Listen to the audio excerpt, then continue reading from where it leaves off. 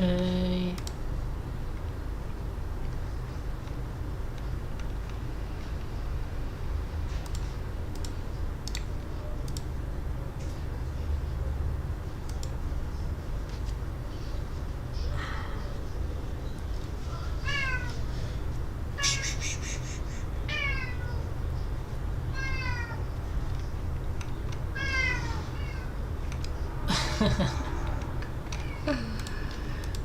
All right. I'm not mute this time, Leah. Okay, where was I? Okay, hey friends. I wanted to share my. I wanted to first draw something today, and I wanted to share my newest.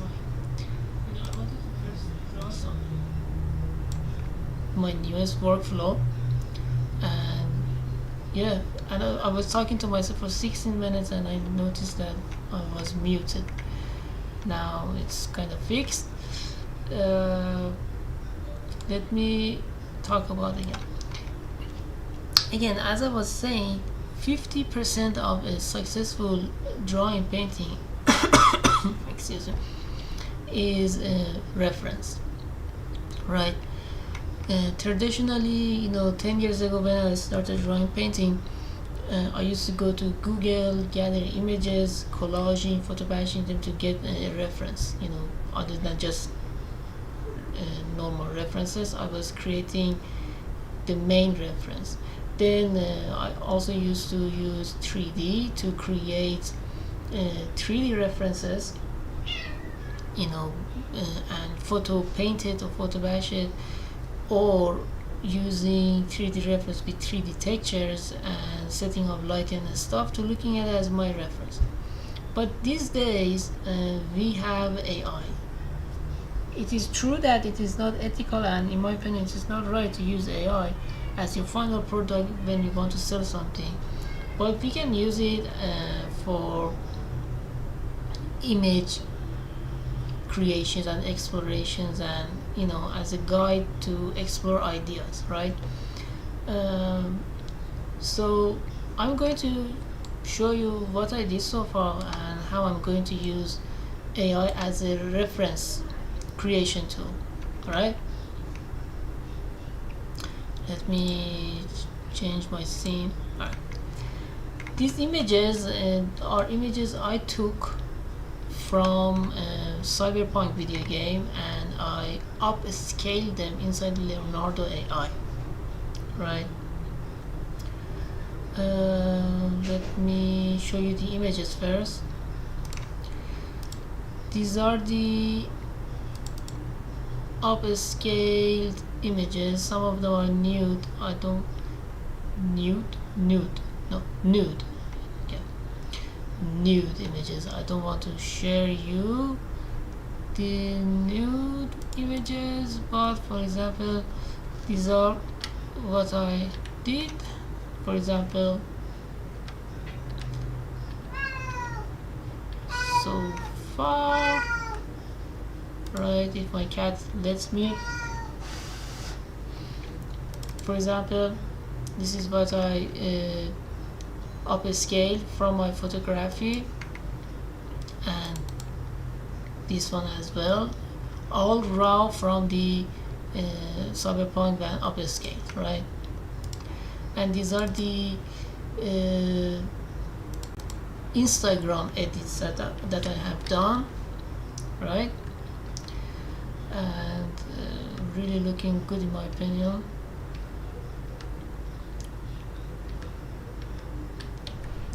These are not upscaled, this is just normal photo, but these are upscaled and edited inside Instagram, and I really like this one. I'm going to draw this today, or I think it takes several days to finish it, but I love this one.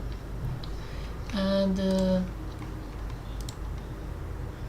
these are the original photos that I took. For example, this is the original photos, my own character inside Cyberpunk, and let's do a comparison, comparison.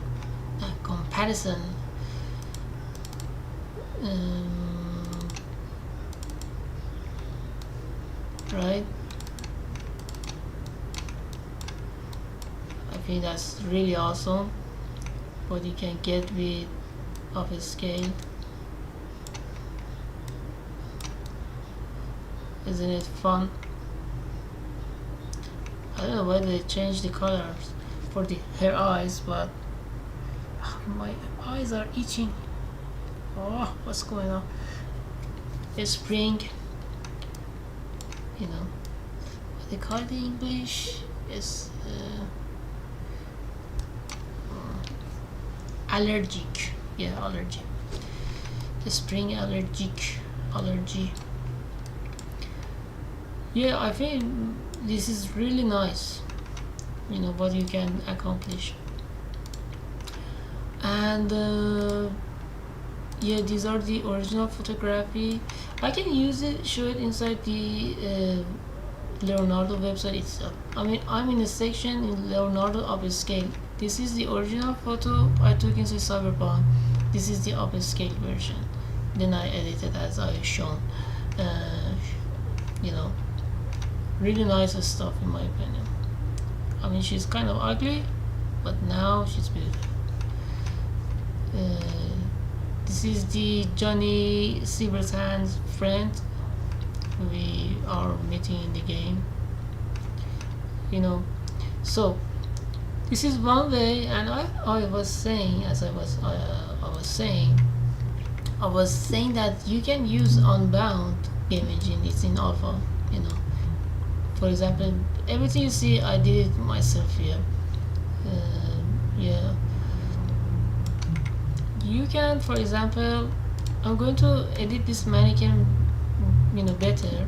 I'm going to make a female and male version out of this, but you can make a basic mannequin like this and pose it inside Unbound and put it into, for example, a basic 3D stuff like a city, for example, and you can bring them here, pose them and stuff like that.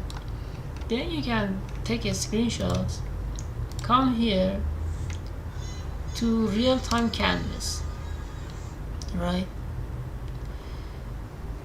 Select an image, for example, add your images here, and write something, and in real time, you know, instance refine, it's going to create you your ideas. Then you can change the creativity strengths. It's hard word sometimes to pronounce. You can, you know, 5 usually is good, but if you want to stick to the original, you can lower it down or explore. And once you are happy with the result, you can also upscale that image and you get something really detailed, like those images that I showed you guys. And the images that you get from those stuff are going to look like something like this, you know. You get something like this from the real-time canvas. You know, you can explore images, ideas. Bing AI also is a very good tool to explore your ideas. Leonardo AI is a very good tool to make it really, you know, yours professionally, what you have in mind. And if you take a, you know, a screenshot from your 3D scene and with your mannequins and stuff inside Unbound or any like Blender, without doing anything special that much, I mean, you can make it as good as possible. I mean, the more realistic the better. Why? Because you can get something like this. I mean, if your image is good, you can get something like this, but it's difficult to make something like this, obviously. So what you need to do, you need to go simple, you know, but depends on you. If you have a photo like Cyberpunk photography, yes, you can get something really realistic with upscale and you can use it as a reference. But if it is really from imagination that you cannot find any photos from it, like for example an original concept or everything like that, you can, for example, pose your mannequin, put it into an environment, then export it from Unbound and set up a render inside in a lighting scenario situation, set up a scene and set up your lighting inside Blender and render inside Blender, and you can get something really realistic lighting stuff. Then bring that image, refine it inside real-time canvas. Inside real-time canvas you also can paint something, add more stuff. Then you can go to universal upscaler and you can enhance that area. I mean, you have real-time generation, so these are paid stuff. For free stuff, I'm right now zero. Real-time canvas and upscaler are your friend. Image generation also costs 30 coins, so I don't really recommend this, right? Yeah, that's all. Then you can get something really realistic that you can use it as a reference for your works, right? These are not the upscale version, by the way, but these are the intensify. You can explore all of these ideas. Some of them are nude. I cannot show you guys, right? This is all nude. I cannot show it, but you also can turn it to videos. It's not perfect yet, but it's fun to see this sort of stuff, in my opinion. But as I said, this is how you can create your references for your concept art, illustrations, and your artworks and everything, right? Previously we had to go to Google, Pinterest and stuff, gather images, put them together ourselves, so it took like hours to build something, a reference. But I have a reference here right now that I'm using PureRef, by the way, open source application, so I can use it as my base for my drawing paintings. And I think this is really a great way to draw and paint from imagination. If you cannot find any images that you want, you can use a 3D program, create the basic scene like this, and set up the lighting, for example, in it, or set up the lighting inside Blender, bring it to real-time canvas in Leonardo AI, and explore it. Once you're happy with the result, you can upscale it and you get something as a final result like this. Then you can overpaint it, photo bash it, or you can look at it and build your own drawing and painting from it. Depends on you. For really important stuff, I would just look at it. But if it is environment and stuff, and I want it, for example, for art book or exploring ideas and stuff, I would overpaint it and photo bash it myself. But if it is something very important, valuable stuff, I would just looking at it as a reference. I wouldn't use it for the final result, right? Or overpaint it and stuff. But if it's not super important, I recommend over painting and photo bashing, because you can save time. You also can obviously use all of these as a reference as well, in my opinion, which is they can work, they can be a good source of reference. But if you have something really specific in your head and you want to explore, exploration can happen with Bing AI. Then basic 3D scenes with lighting and stuff, bring it to real-time canvas, refine it, finish it with upscaler, you have it as a final product. You can overpaint it, photo batch it, or just looking at it as a reference to build your drawings. And this is the fastest way, in my opinion, to make art, right? You know, make reference for your art, reference images to accomplish what you have in mind from imagination. If it is not imagination, obviously you have a photo stuff. Alright, I'm going to close this, bring this here. I'm going to mute myself and also hide my video right now, because voices, sounds and stuff, distractions can happen, and I might go away and stuff like that. But for now, for the rest of this stream is going to be, I look at this reference that I took upscaled from in Cyberpunk game, and upscaled it in Leonardo AI. I'm going to look at this.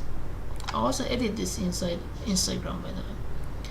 There is something called Instagram downloader that you can also download your own images inside Instagram as well. If you are curious how you can get your images. Yeah, I'm going to mute myself right now. The rest of this stream is going to be just the drawing painting process. I hope that I don't mess it up. I'm going to use the 2B pencil, by the way, and I kind of remove the value like this, and also scale down the texture stuff, because I want more accurate, crisp details from it. And for my quality tablet, which is an ancient old 15 years old Intuos Pro, this is the only good pencil that from these sketches that works. They have a new set of pencil as well, pencil brushes, but for me this is the one that really works well. If I had a Wacom Cintiq or recent versions, I could have have used these. I could use these brushes and they could work better, but for my limited tablet this is the best version, and I might use this one as well. Let me also see. Yeah, I guess most of these have the same settings now because I like them, and they really can produce you good results. Yeah, I'm also going to use first, where is it, this marker detail as a base. It really works well to create base drawings and stuff. Then I'm going to finish it with this one, and based on this image that I made from Cyberpunk. Yeah, thank you. I'm going to mute myself. Where is mute?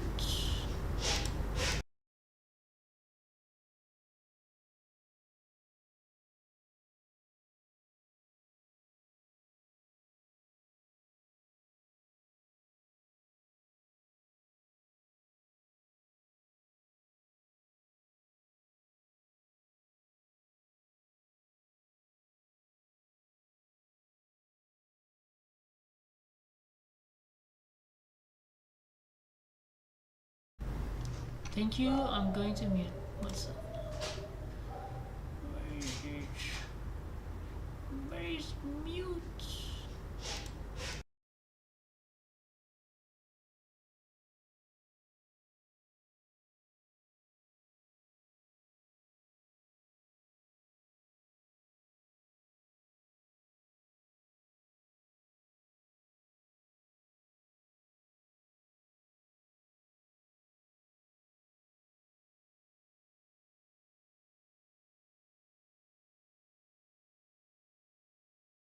successful, especially for such a small team that we were at the time.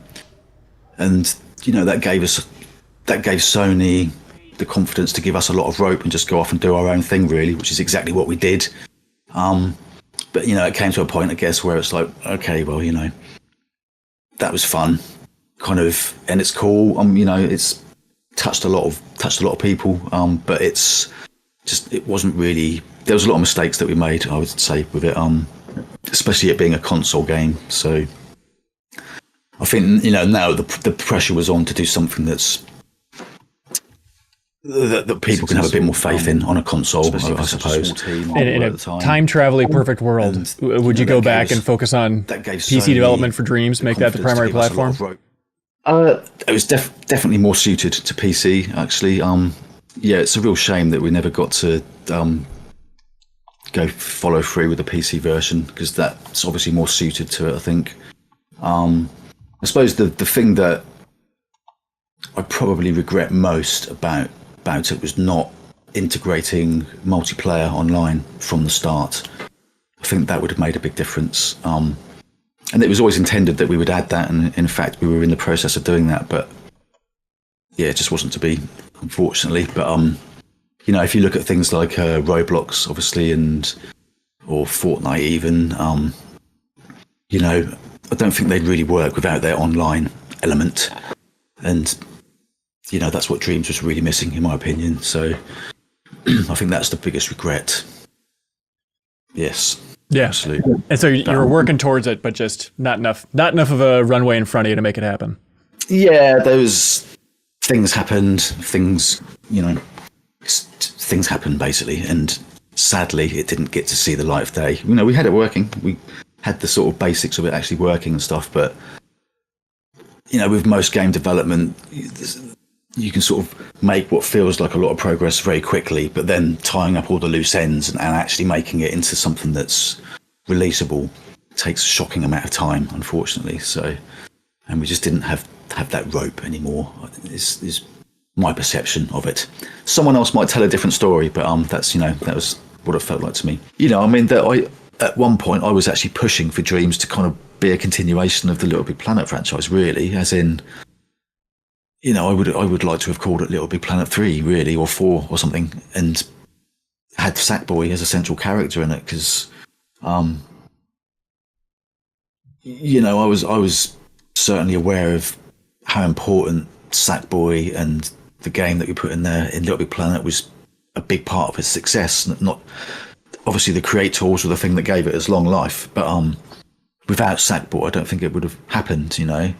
So I was quite aware that it was important to have something like that, really, but I wasn't that pushy about it, and it kind of got talked down by various people for whatever reason. So it seems bizarre. You're supposed to be the artist on the team that's saying, let's create something new. We don't need some mascot to sell this thing, but suddenly you're the corporate man. I'm like, well, you got to slap Sackboy on this thing. Yeah, well, no, I don't know. I was just aware that that Sackboy had touched a lot of people for whatever reasons. Like my mum adored Sackboy, and she knows nothing about computer games or anything.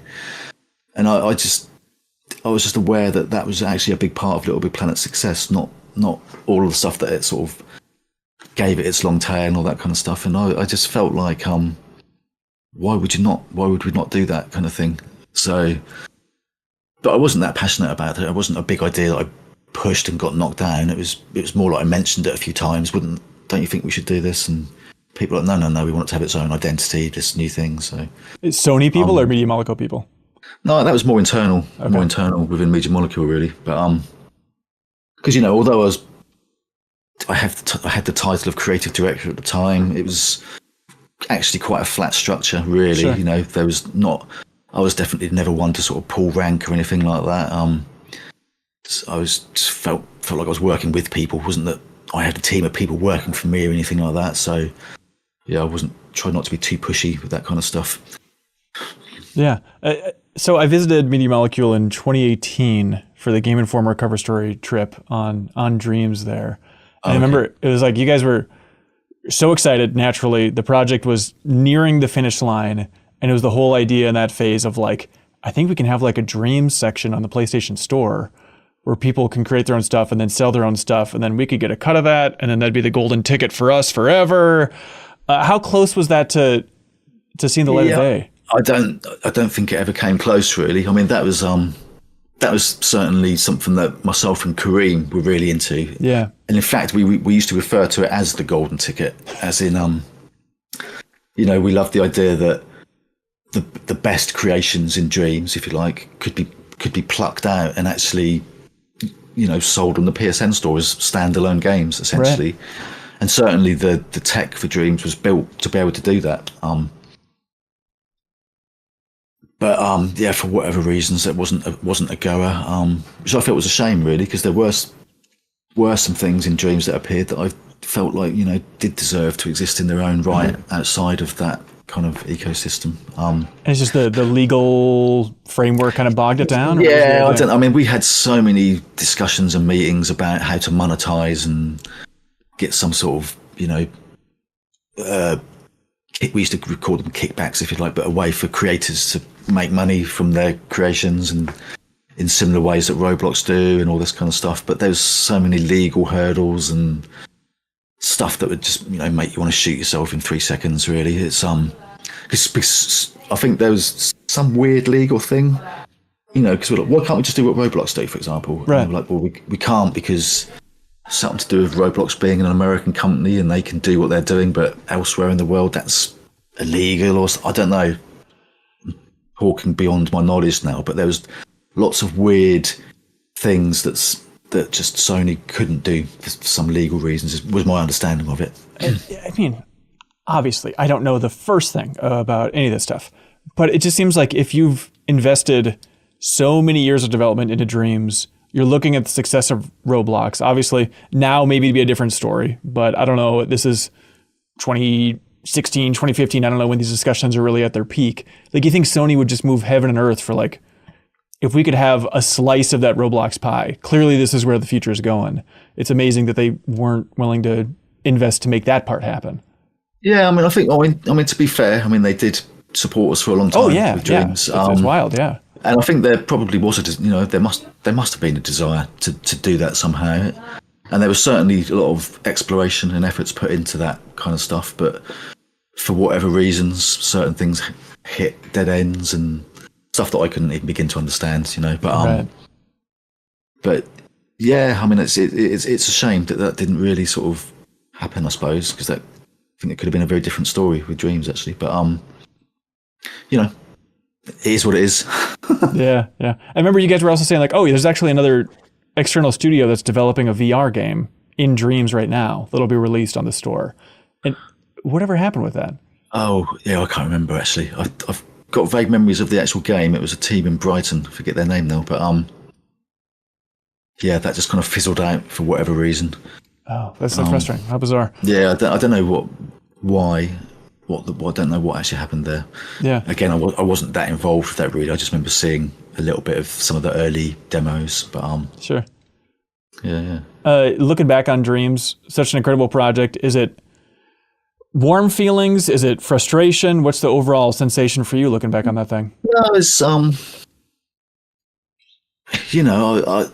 we were so lucky to allow it to be indulged in such a crazy project, really. So I'm incredibly grateful, really, to all the people that allowed that to happen. I loved, at the time, it was Michael Denny was our main contact at Sony in terms of sort of supporting us, and Shuei was a big part of all of that as well. So there was a lot of mutual respect there. I've got lots of fond memories of all of that, and had some good times.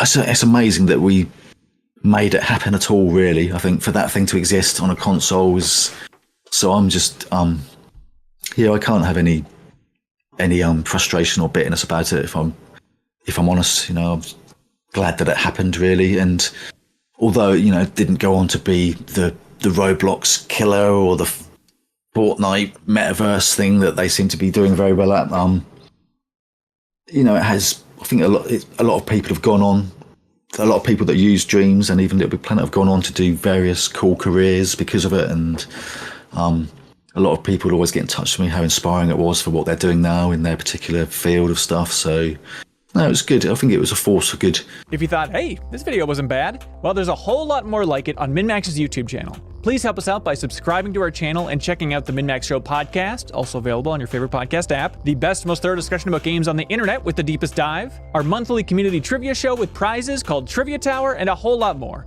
Thanks so much for your support, everybody. All you gotta do is click that subscribe button. We'd really appreciate it.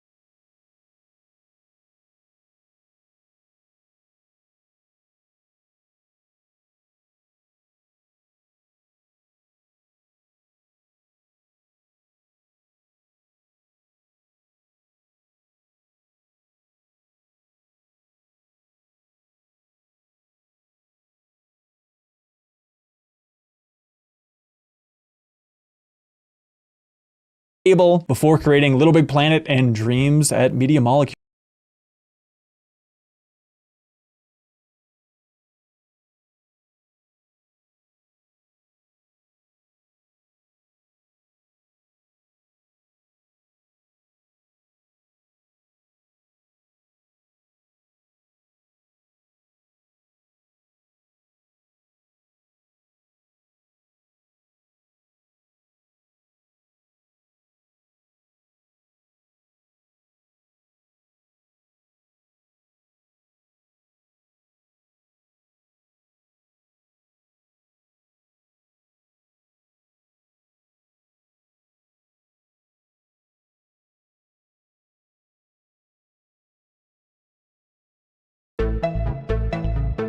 Hello and welcome to a new interview from MinMax. MinMax is a place about games, friends, and getting better. My name is Ben Hansen. Thank you for being here. Thank you for clicking on this. This is an interview with Mark Healy, who is the co-founder of Media Molecule, the creative director for Dreams, and he has had a wild career, going back to working with Peter Molyneux in the 90s at Bullfrog on games like Theme Park, Magic Carpet, Dungeon Keeper, working at Lionhead on Black and White and Fable, before creating Little Big Planet and Dreams at Media Molecule. In this interview, we walk through his wild career of situations like being the first indie game released on Steam with Ragdoll Kung Fu, how Valve was trying to court the creators of Little Big Planet to be Valve employees before creating their new studio, how Microsoft lightly tried to get the Little Big Planet franchise from Sony in its development, and Mark shares his thoughts on Dreams in retrospect, regrets along the way, whether or not a PC version would have helped boost that to a Roblox level stratosphere hit. We cover a lot of ground in this interview, and so for your convenience, we do have timestamps below so you can jump to the discussion if you just want one particular chunk. But if you enjoy those timestamps, if you enjoy these long form interviews, if you enjoy the insight from this interview, you can help support independent games media directly by hitting subscribe on YouTube. Small thing for you, huge thing for us. Or if you really want to help support this content, you can share it online. That's also huge. And specifically, you can go to patreon.com/minmax with 2 N's, support independent games media on Patreon. At the $5 tier, you get the podcast version of this interview, all of our other interviews, early access to the MinMax Show podcast, a ton more stuff in there. So patreon.com/minmax with 2 N's. But without further ado, here's Mark Healy. Mark Healy, welcome to MinMax, sir. Hello, how are you? Oh, doing really well. Thanks for being here, man. What does your life look like these days? 1 year after leaving Media Molecule. God, what does my life look like? It looks like this room, I suppose. Yeah, for audio listeners, it's a bunch of instruments. It seems like a peaceful room. I mean, if you gotta spend some time in a room, that seems like a good one. Yeah, this is my man cave. This is where all my toys are and where I spend most of my time working now, actually. But so what am I doing? Well, I'm actually, I've been very slowly working on my own project, a new personal project. Interesting, okay. which has involved me sort of going back to my roots and, you know, getting involved, very hands dirty, programming, art, this kind of thing. So I'm learning, spent a lot of time last year just learning a bunch of new tools, actually, like Blender, getting into the nitty gritty of how to do online stuff in Unity, for example. Yeah. Kind of thing, but very unpressured, if you like. I'm sort of, because I'm not in the mode of like wanting to do a big startup again and get a big team or any of this kind of stuff. I'm like, I'm at a situation in my life now where I can, I can afford to support myself for a few years and not worry about working really, which is very fortunate. So I'm like, well, I'll, take advantage of that and actually make something that I really want to make and not really have to answer to anyone. I can make up as I go along, change direction as I please, and do something that really sort of, means something to me, and the target audience being myself, essentially. There's something kind of funny about the creative director for Dreams being like, all right, now I need to learn some new tools of game development. Let me sit down and learn Unity. That's bizarre to hear. Well, yeah, I mean, obviously for a long time at Media Molecule, Dreams was the sort of, everything we did was using the Dreams tools themselves, really. Yeah. I was quite familiar with Unity already because I used to actually prototype a lot of stuff in that anyway. But the online side of things and that I didn't really have a clue. So I thought, let's dive into that, see if I can get something working.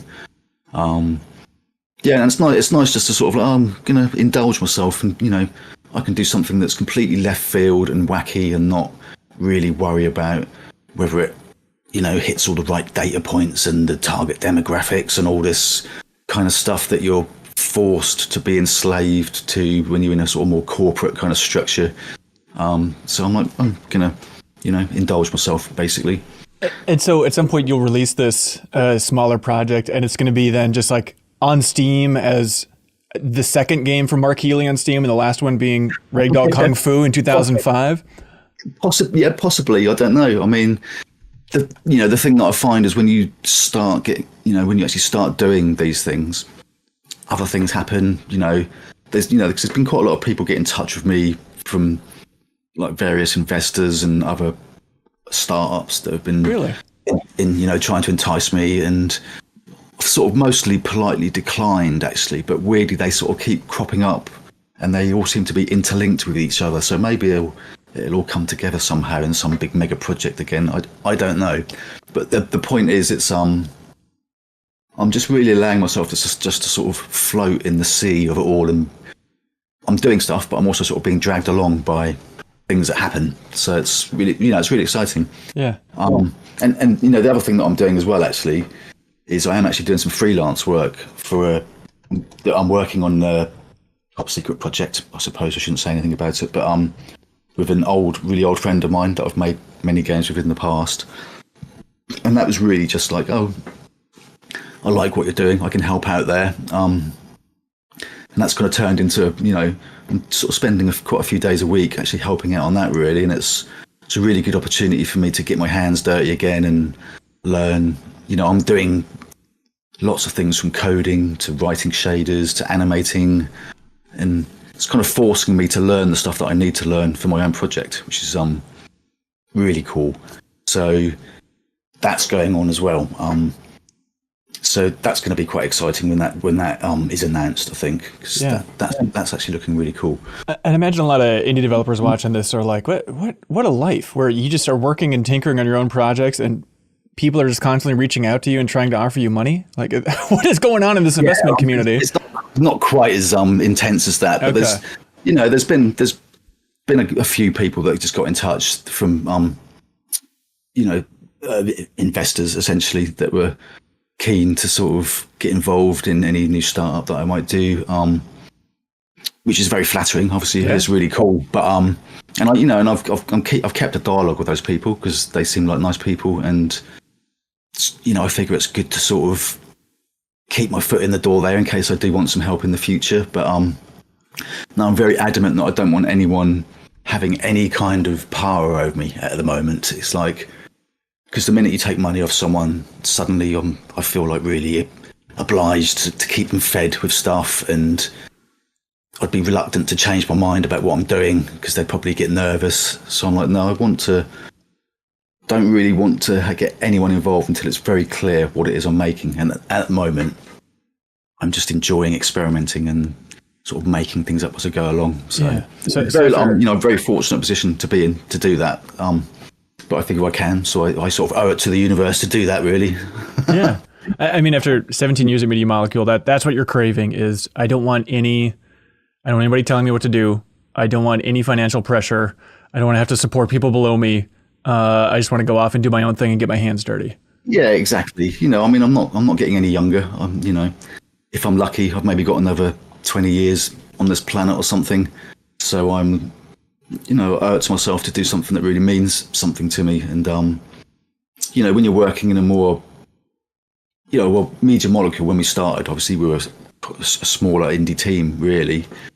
But as we got more entrenched into Sony, there's more pressure to sort of, make the money people less nervous about what you're doing. And because obviously we spent a long time on Dreams. Yeah. That was a mega ambitious project. And I'm really proud that we managed to make that happen, actually. But obviously it wasn't the huge financial success that it kind of needed to be, really, to justify the amount of time we spent on it. And so there was a lot more pressure to do something new that was a bit more safe, I would say, which just, it's not my cup of tea. So... Yeah. Well, why'd you end up leaving after so many years? It was, I had been there a long time, 17 years. And, we did Little Big Planet 1 and 2. And the dynamic then was very different. It was, very much, obviously we did have the concept of producers and executive producers and things, but I would argue that it was led by the creators and the artists, really.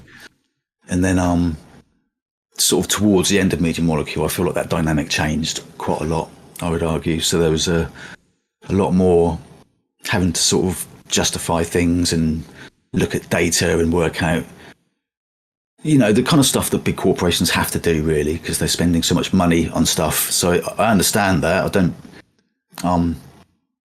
hold it against anyone or anything, but it's just not my cup of tea, really. I started to feel a bit like it's just not enjoying myself anymore. So it's time for me to move aside, let the people that care about and enjoy that kind of stuff get on with it, and I'll go back to being this crazy dude who's going to make stuff that probably offends everyone in the universe. It's an interesting strategy for life, I suppose. It's interesting to hear you talk about executive producers, money people running the show by the end there. The last game you guys released was Dreams. I mean, it's one of the wildest games ever. If that's what it looks like for the corporate oversight, like, good Lord, that's not so bad. I mean, I think that's the thing. The Little Big Planet obviously gave us a lot of rope because that was incredibly successful, especially for such a small team that we were at the time. And, that gave Sony the confidence to give us a lot of rope and just go off and do our own thing, really, which is exactly what we did.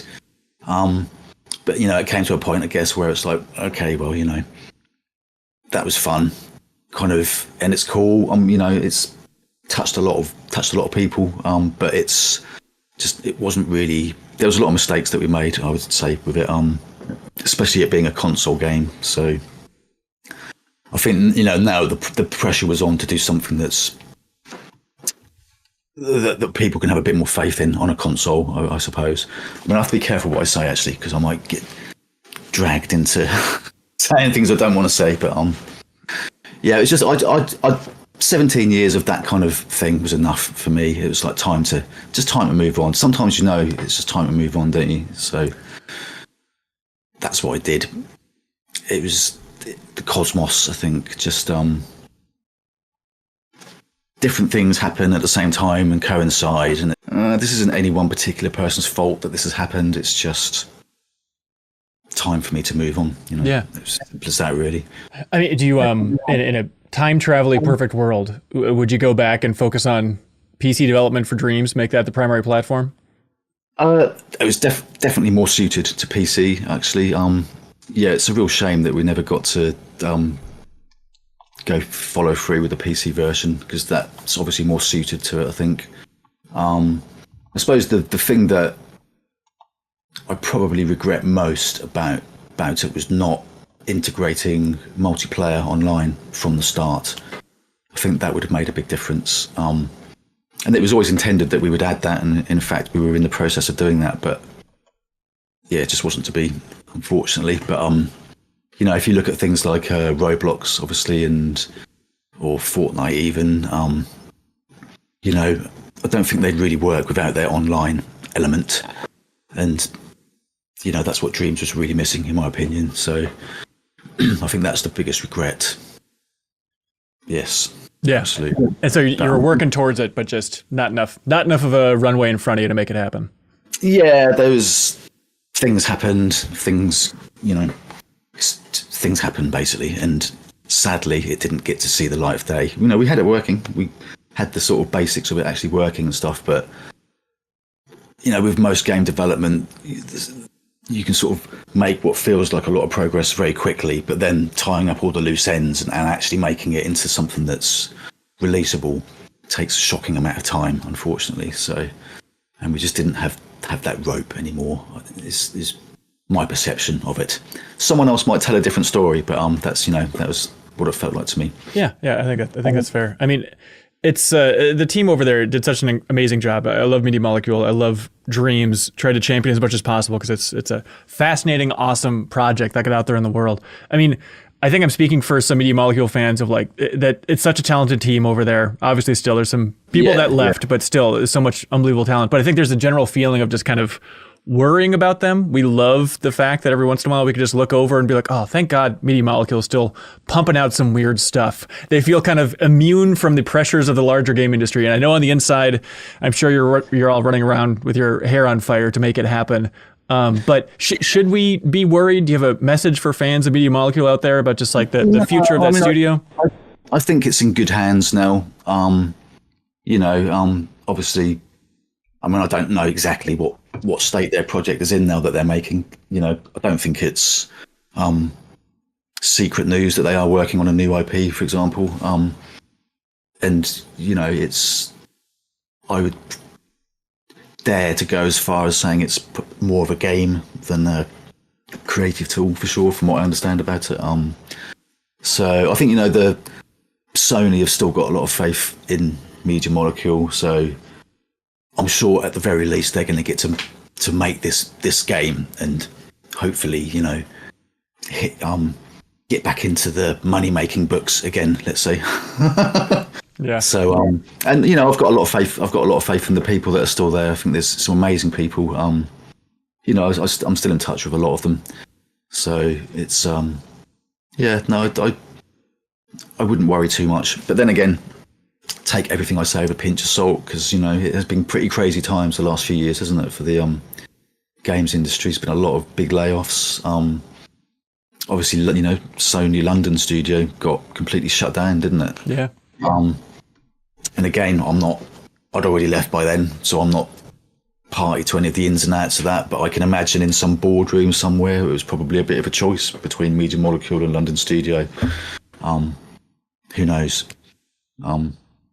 So yeah, you know, fingers crossed they get to at least try and get this game out. I'm sure they will.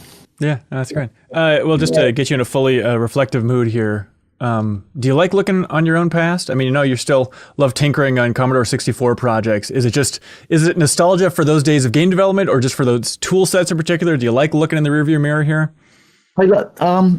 Yeah, no, it's fun. I mean, funnily enough, actually, I went to the pub last night. There's in Guildford, which is just up the road, and that's where Media Molecule and lots of other games companies exist. You know, it's like England's little Silicon Valley, if you like.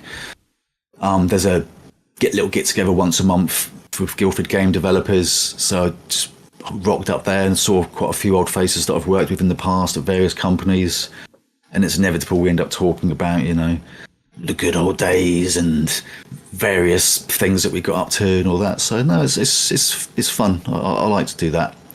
And actually, the project that my personal project is actually all about that, if you like. It's all about sort of how could I say it?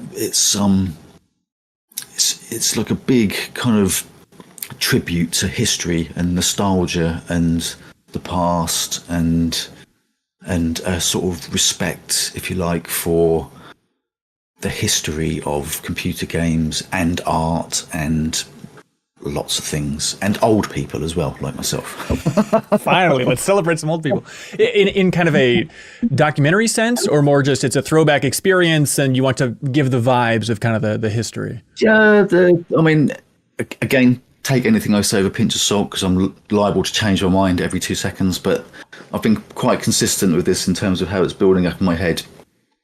And certainly from a sort of, if there's a narrative that I'd want to build into it, it is very much about how a lot of stuff that we do today is built on the past. And, as just a sort of respect, if you like, for art and artists of the past, going, right back to sort of like Renaissance type things and even ancient Rome and Greek and all this sort of stuff. So there's a lot of exciting ways that I can sort of integrate that into the narrative, but also the kind of visuals and the general theme of what you're actually doing in the game.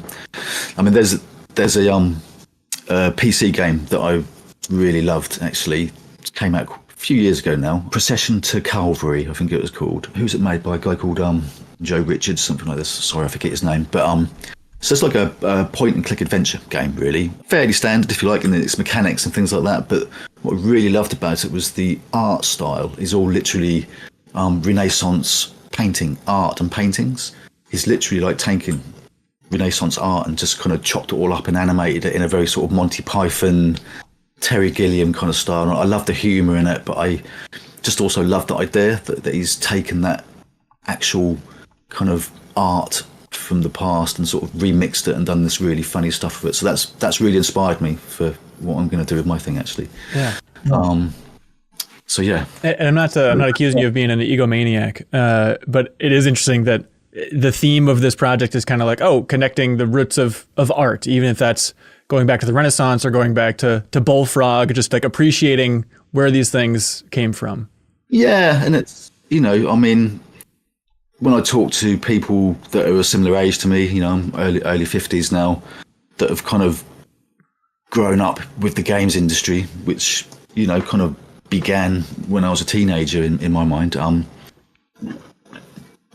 There's a lot of nostalgia that we sort of, like, I've got an arcade cabinet upstairs that's got like, it's got an emulator thing in it. I think I've literally got like 100,000 games on it or something. It's basically the history of computer games in an arcade cabinet, everything from the really early Atari games and the arcade games up to about PlayStation 2 era or something like this. So it's fascinating just sort of delving through that and looking at some really old games and things. Probably spend more time playing those games than I do modern games, if I'm honest with you. So yeah, I don't know, it's hard to resist being that old man that wants to talk about steam trains and the good old days and things. And I just really like the idea of, sort of integrating that into a game experience, because I think it would certainly appeal to me and possibly appeal to people that are, similar age to me. Hopefully some younger people as well, who knows. Yeah. Do you have a period of your career that you think about the most? Maybe it's like the most exciting period of your career? If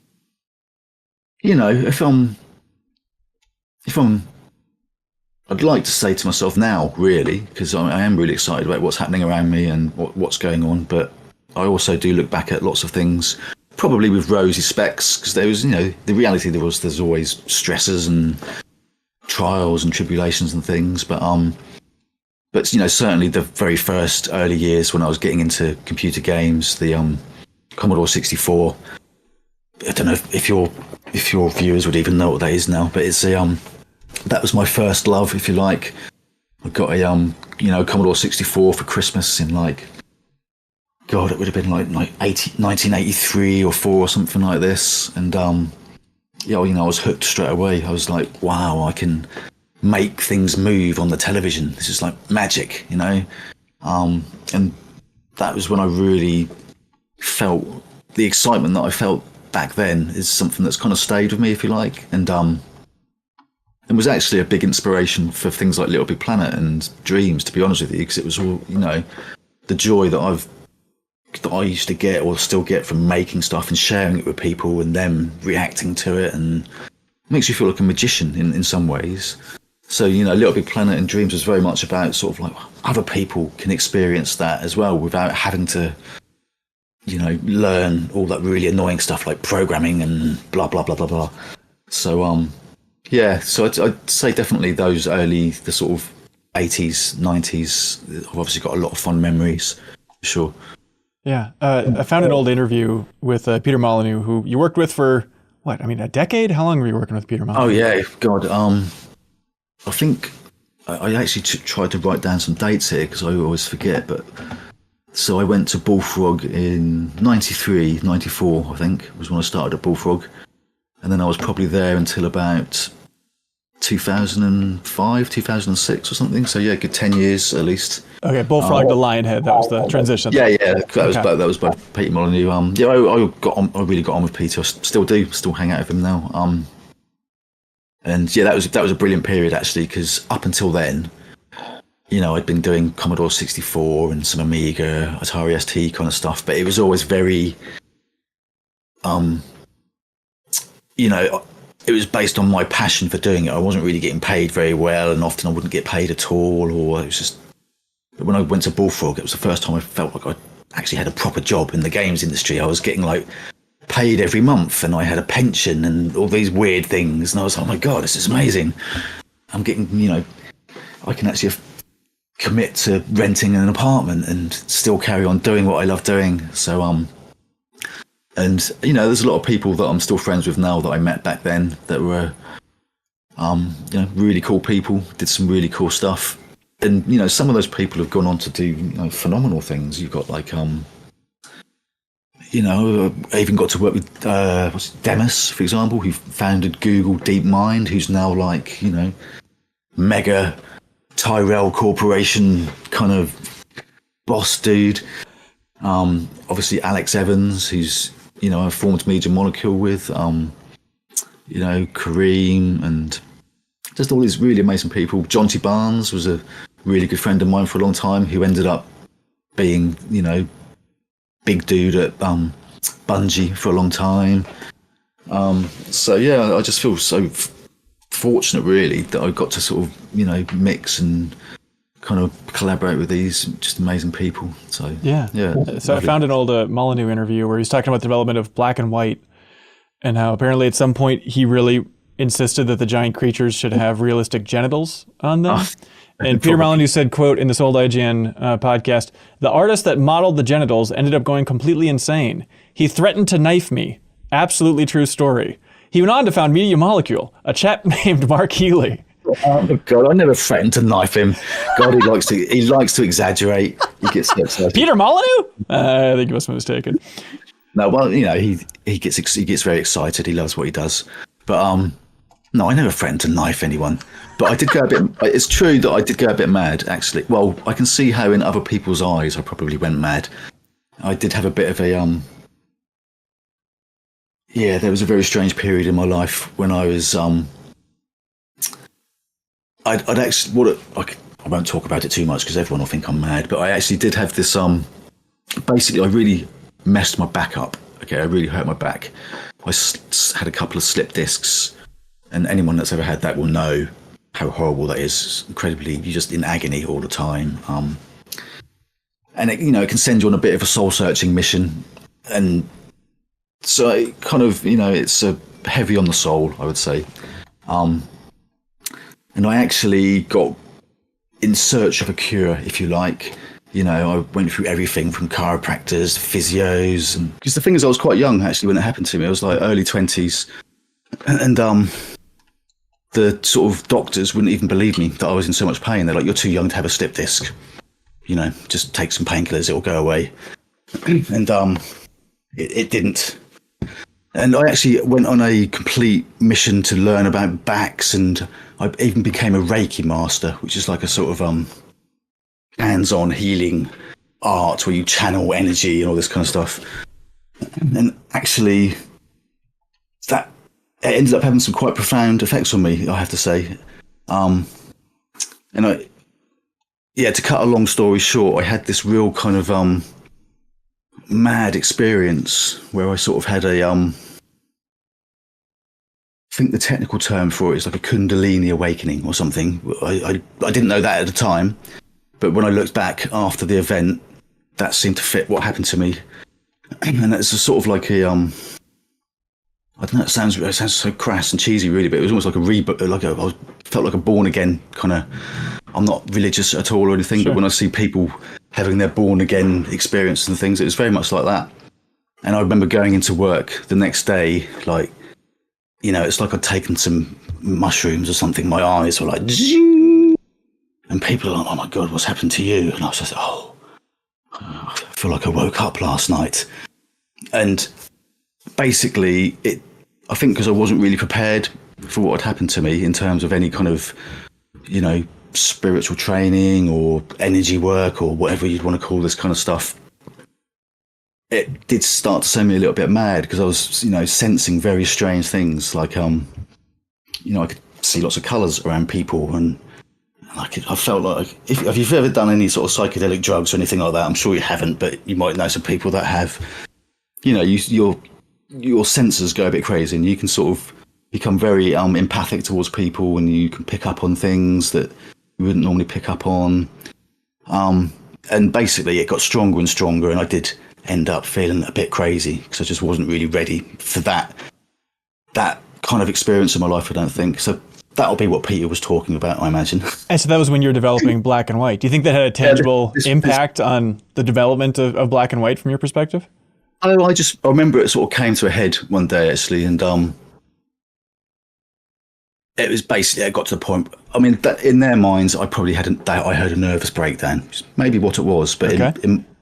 For me, it felt like a complete spiritual awakening, actually, and I just felt like I was in tune with the universe, and I understood my place in the world, but it was very hard to explain that to people because they think you're just mad, and I probably was a little bit mad, but it's something that stayed with me. And I remember I thought, okay, I'm just going to take some time off work.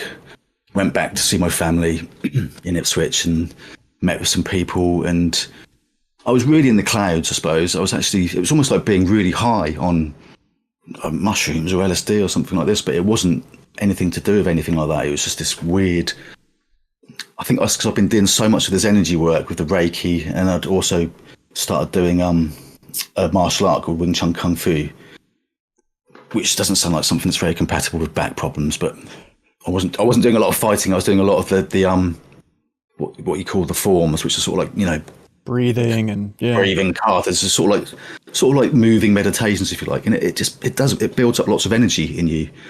And I got the thing that induced that experience, I think, was me just unblocking myself and having this real kind of epiphany, which was actually a big inspiration behind Ragdoll Kung Fu, funnily enough. Right. There's all the, maybe it looks cheesy, but all the chi power and all that kind of thing actually meant a lot to me at the time because it was something that I was actually personally going through in experience. So I can't believe I'm talking about this stuff, actually. You've sort of dragged this out of me. No, it's interesting to think of, like, I don't know, maybe it was the best working environment possible, but I'd imagine those hours in those days, you're putting in a lot of hours working on stuff at Lionhead. And so I'm imagining you having this religious epiphany / nervous breakdown amidst probably a lot of crunch and overtime trying to ship a game as ambitious as Black and White. Yeah, maybe. But I mean, to be honest with you, I was always quite reluctant to do any crunching or anything. And I was quite, I had the confidence to say no, essentially. And there was a lot of people around me that were crunching and doing lots of long hours, but for me, I could see that it was counterproductive to do that kind of effort. Really, you end up actually slowing down, really. So I would be quite adamant about not working too much time. And if I wanted to go off to a festival, Glastonbury Festival, then I went while some of my friends stayed behind because they felt more guilty. But I was like, no, I'm going to go and enjoy myself. So it wasn't too bad with that. But I did work a lot. I didn't have a wife at the time or children or anything. So and I did love what I did, so I did put a lot of time in. But no, I was very conscious of not overworking myself, to be honest with you. Yeah. And that was something that was really important when we started Media Molecule. You know, we were very adamant we're not going to have this crunch culture. You know, people need to have, you've got to have a balance in your life with these kind of things, and it actually ends up being, you end up being much more productive, I would argue, when you've got a more balanced life like that. Yeah. Do you feel like that worked out okay, having that mission? I feel like every studio is going to have that mission starting out of like, yeah, over here we don't believe in crunch, and then you either succeed or you don't. But you feel like you pulled it off by and large? Yeah, no, I think we were pretty good, really. Okay. I mean, it's inevitable towards the end of a deadline. There's going to be a bit of extra work and stuff, but and there might be people that you find who worked at Media Molecule like, oh, that Mark, he doesn't know what he's talking about. He was just off having fun while we were all crunching or something. I'm but sure. I think we were pretty good, and lots of us were starting to have families and things like that, and we were very conscious of people needing to be able to spend time with their families and things. So no, I think we were pretty good, to be honest with you. Yeah. I tried booting up Ragdoll Kung Fu earlier this morning on Steam, and I couldn't get it up and running. But it's cool that it's still up there, man. Yeah, no, I tried myself recently, actually, and I was like, this doesn't work, which is probably really bad. And even worse is I can't remember how to log in to that account. Oh, no! Because I've probably got about 10 different Steam accounts because, you know, obviously the Ragdoll Kung Fu was one of, if not the first game on Steam, which is indie game. Yeah, the first non-Valve game, if you like, the first third-party game. So I was a bit of a guinea pig when they were sort of setting up various things. So I remember at the time going through about 3 or 4 different accounts for various reasons. And I think it was about 2 years ago, I was like, I should really try and log in there and sort this thing out, because they sent me an email saying that they couldn't pay me royalties anymore. Because I was still getting royalties up until a few years ago, not much, like $100 a year or something, but sure. But I had to fill in like an American tax form, a W8BN or something, I think it's called, and I just tried to log in and I got locked out of my account and all this kind of stuff, and I was like, sorry, I can't be bothered. I'll just leave it. So it's but I wanted to just log in and just make it free, essentially. Yeah, I mean, you were the first indie game on Steam. You think you could call up Gabe at this point? Someone at Valve can help you out for like logging into that old account, right? I did. I sent a text. I sent a message through the normal channels, if you like, their community managed things. And I got You're never going to hear back. back. Oh, you actually heard back? I got a thing back saying, oh yeah, you need to do this, that, and the other. And I think I did it and got it wrong, and I was locked out even more or something. Jesus. Come on, take this in spirit which is intended. Your Steam history. Somebody at Valve, please help Mark Healy out, because it'd be so cool. Yeah, please, maybe I can sort that out for when I finish my next project. Yeah, because it'd be so cool to have that on the same account as Ragdoll Kung Fu on there.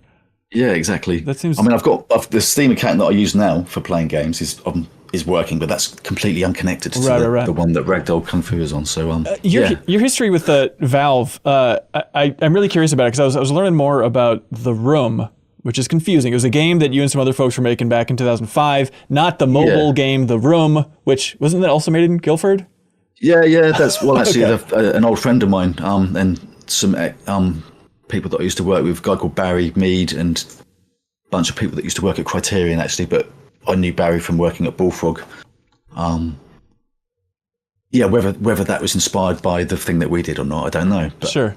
I would argue it probably was, because it had a similar sort of vibe and aesthetic, but maybe that's coincidence. Right. So it wasn't really a game though. But the thing that we did wasn't a game. It was more of a tech demo, really. That was that was with Alex Evans. You know, he was the technical director that co-founded Media Molecule with, who was and still is, complete genius, basically. And all the rendering stuff that he was doing at the time is pretty standard now, but at the time it was, pretty futuristic, really, ahead of its time. So it was just an excuse for him to sort of show off his graphical and programming chops. And we got on really well. And I was the artist for him, basically. So I was putting in lots of ideas there, and we did this very trippy, self-indulgent kind of tech demo, really, that to give Peter credit, he just let us he let us go off into a room and just make something cool, essentially, and own it. Oh, well, it would have turned into a Lionhead project eventually, I suppose. And I think they probably used it at least to sort of show to, potential investors at the time, to show off that, look, this is how cool our tech department is or something. But there wasn't really a clear game there that we were making. It was just sort of, let's just indulge ourselves and make something up as we go along. Yeah. So I heard that Valve was interested in picking up the room, though. That's the part where I was confused about. Like, it wasn't a Lionhead project, or was it something independent? Because that was round about the same time that I made Ragdoll Kung Fu. So I'd already had obviously had some conversations, and I went to Seattle to meet Gabe Newell and the team to talk about Ragdoll Kung Fu.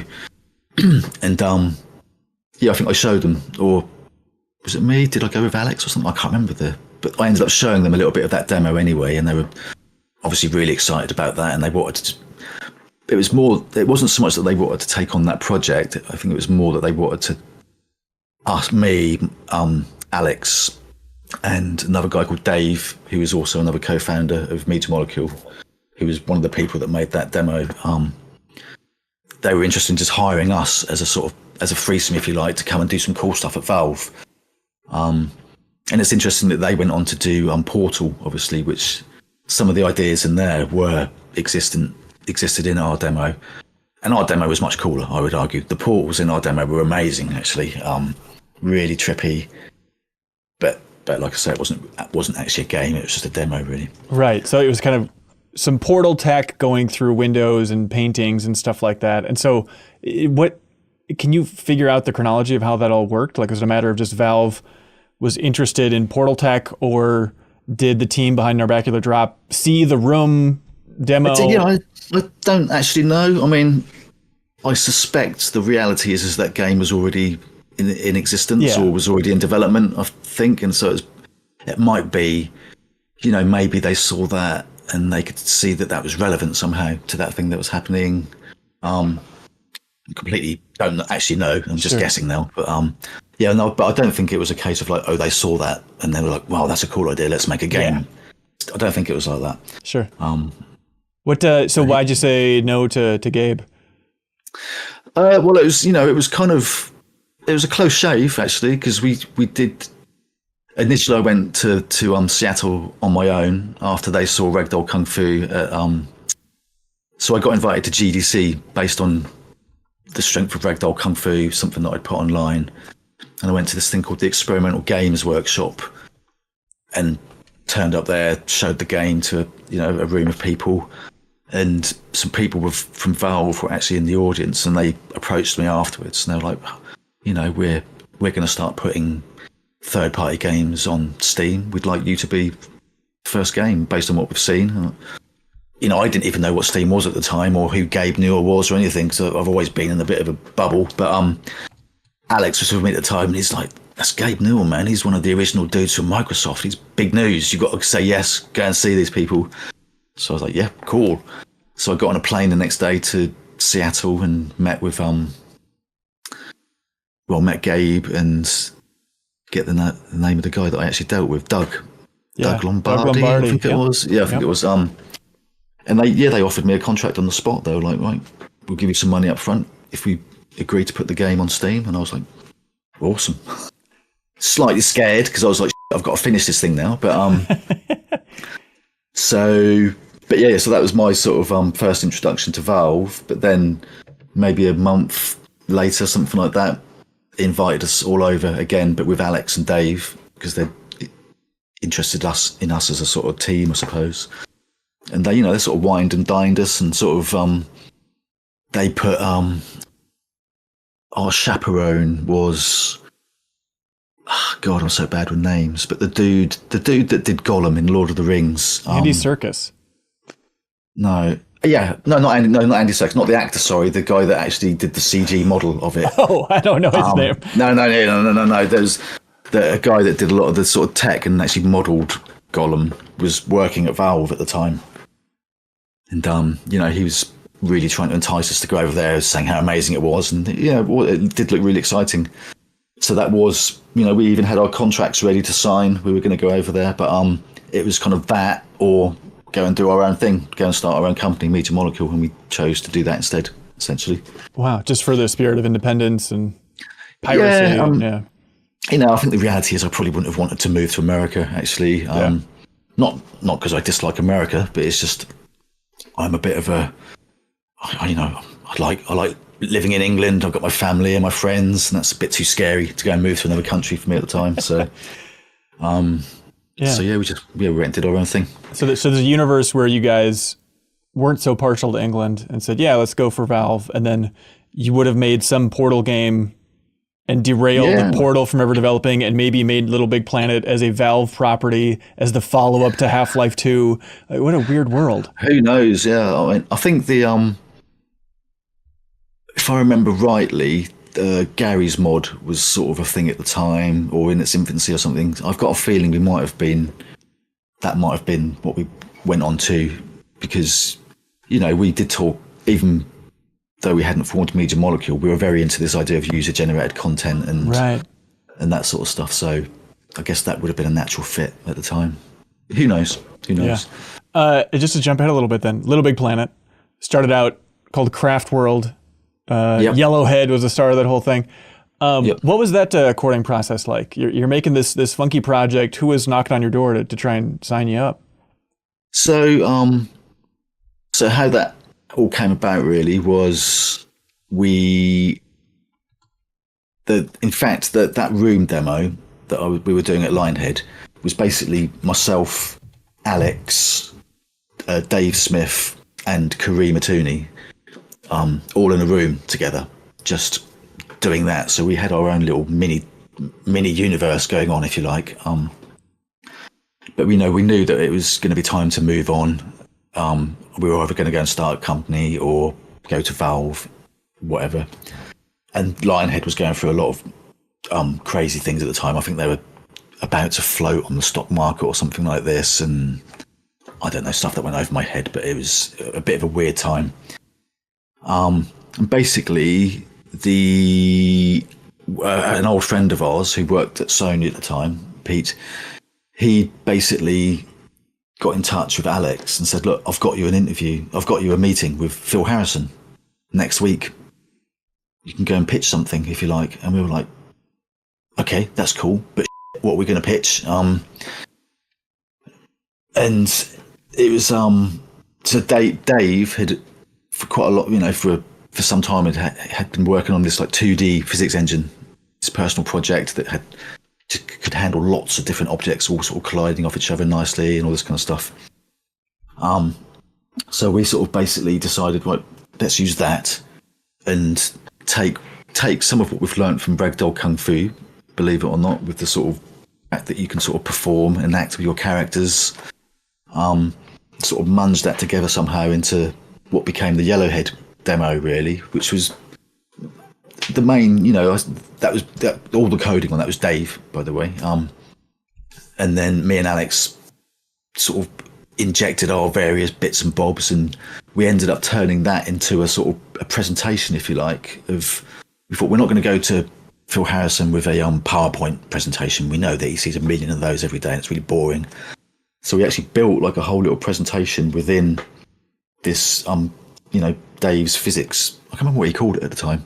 But that's what became the Yellowhead demo, essentially. But we put it together really quickly. It was literally in about the space of a week or something. And Phil Harrison was basically tempted or blown away enough to sort of agree to fund us for like 6 months to turn it into something else. So that's what we did. We got some money for 6 months and went off and did it slowly became what we showed at GDC, the first Little Big Planet demo thing. So was that Sony kind of locking it down as this is a Sony project now because of this funding? Well, obviously, because we took money off them, that was it. Well, actually, I say that. The funny thing is, we actually didn't have anything in writing to say that we were actually going to continue with them, or even that they even owned what we were doing. It's my memory of it. And actually, I do remember after we showed, I think was it after we showed the thing at GDC or before, someone from Microsoft actually was on the prowl, and they were actually quite, they were kind of trying to steal us, if you like, from within, with going with Sony. And technically we could have been like, yeah, let's go with Microsoft. They're going to probably give us a load of money or whatever. But that felt very wrong and morally corrupt. So obviously we didn't do that. But how serious was that? Was it just like a conversation in a bar of like, hey, you guys? Yeah, I mean, they didn't actually outright say that. They were just sort of like, I always want to meet you guys. I can't remember who it was that came down to Guildford to meet us, but we went out and got a bit drunk.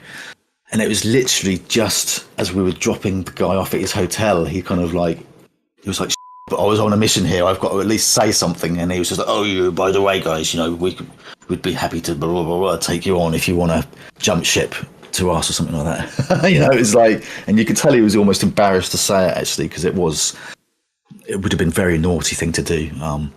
And obviously we didn't, because, we're nice people, and we were, very grateful that Sony sort of gave us that chance. So in an alternate universe, if that guy stayed sober and had a great pitch, it's possible Little Big Planet would have been a Microsoft project. No.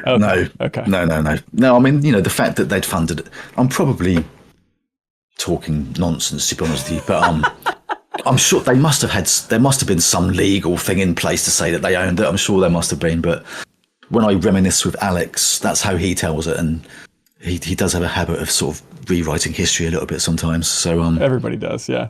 Yeah, but no, that would never have happened.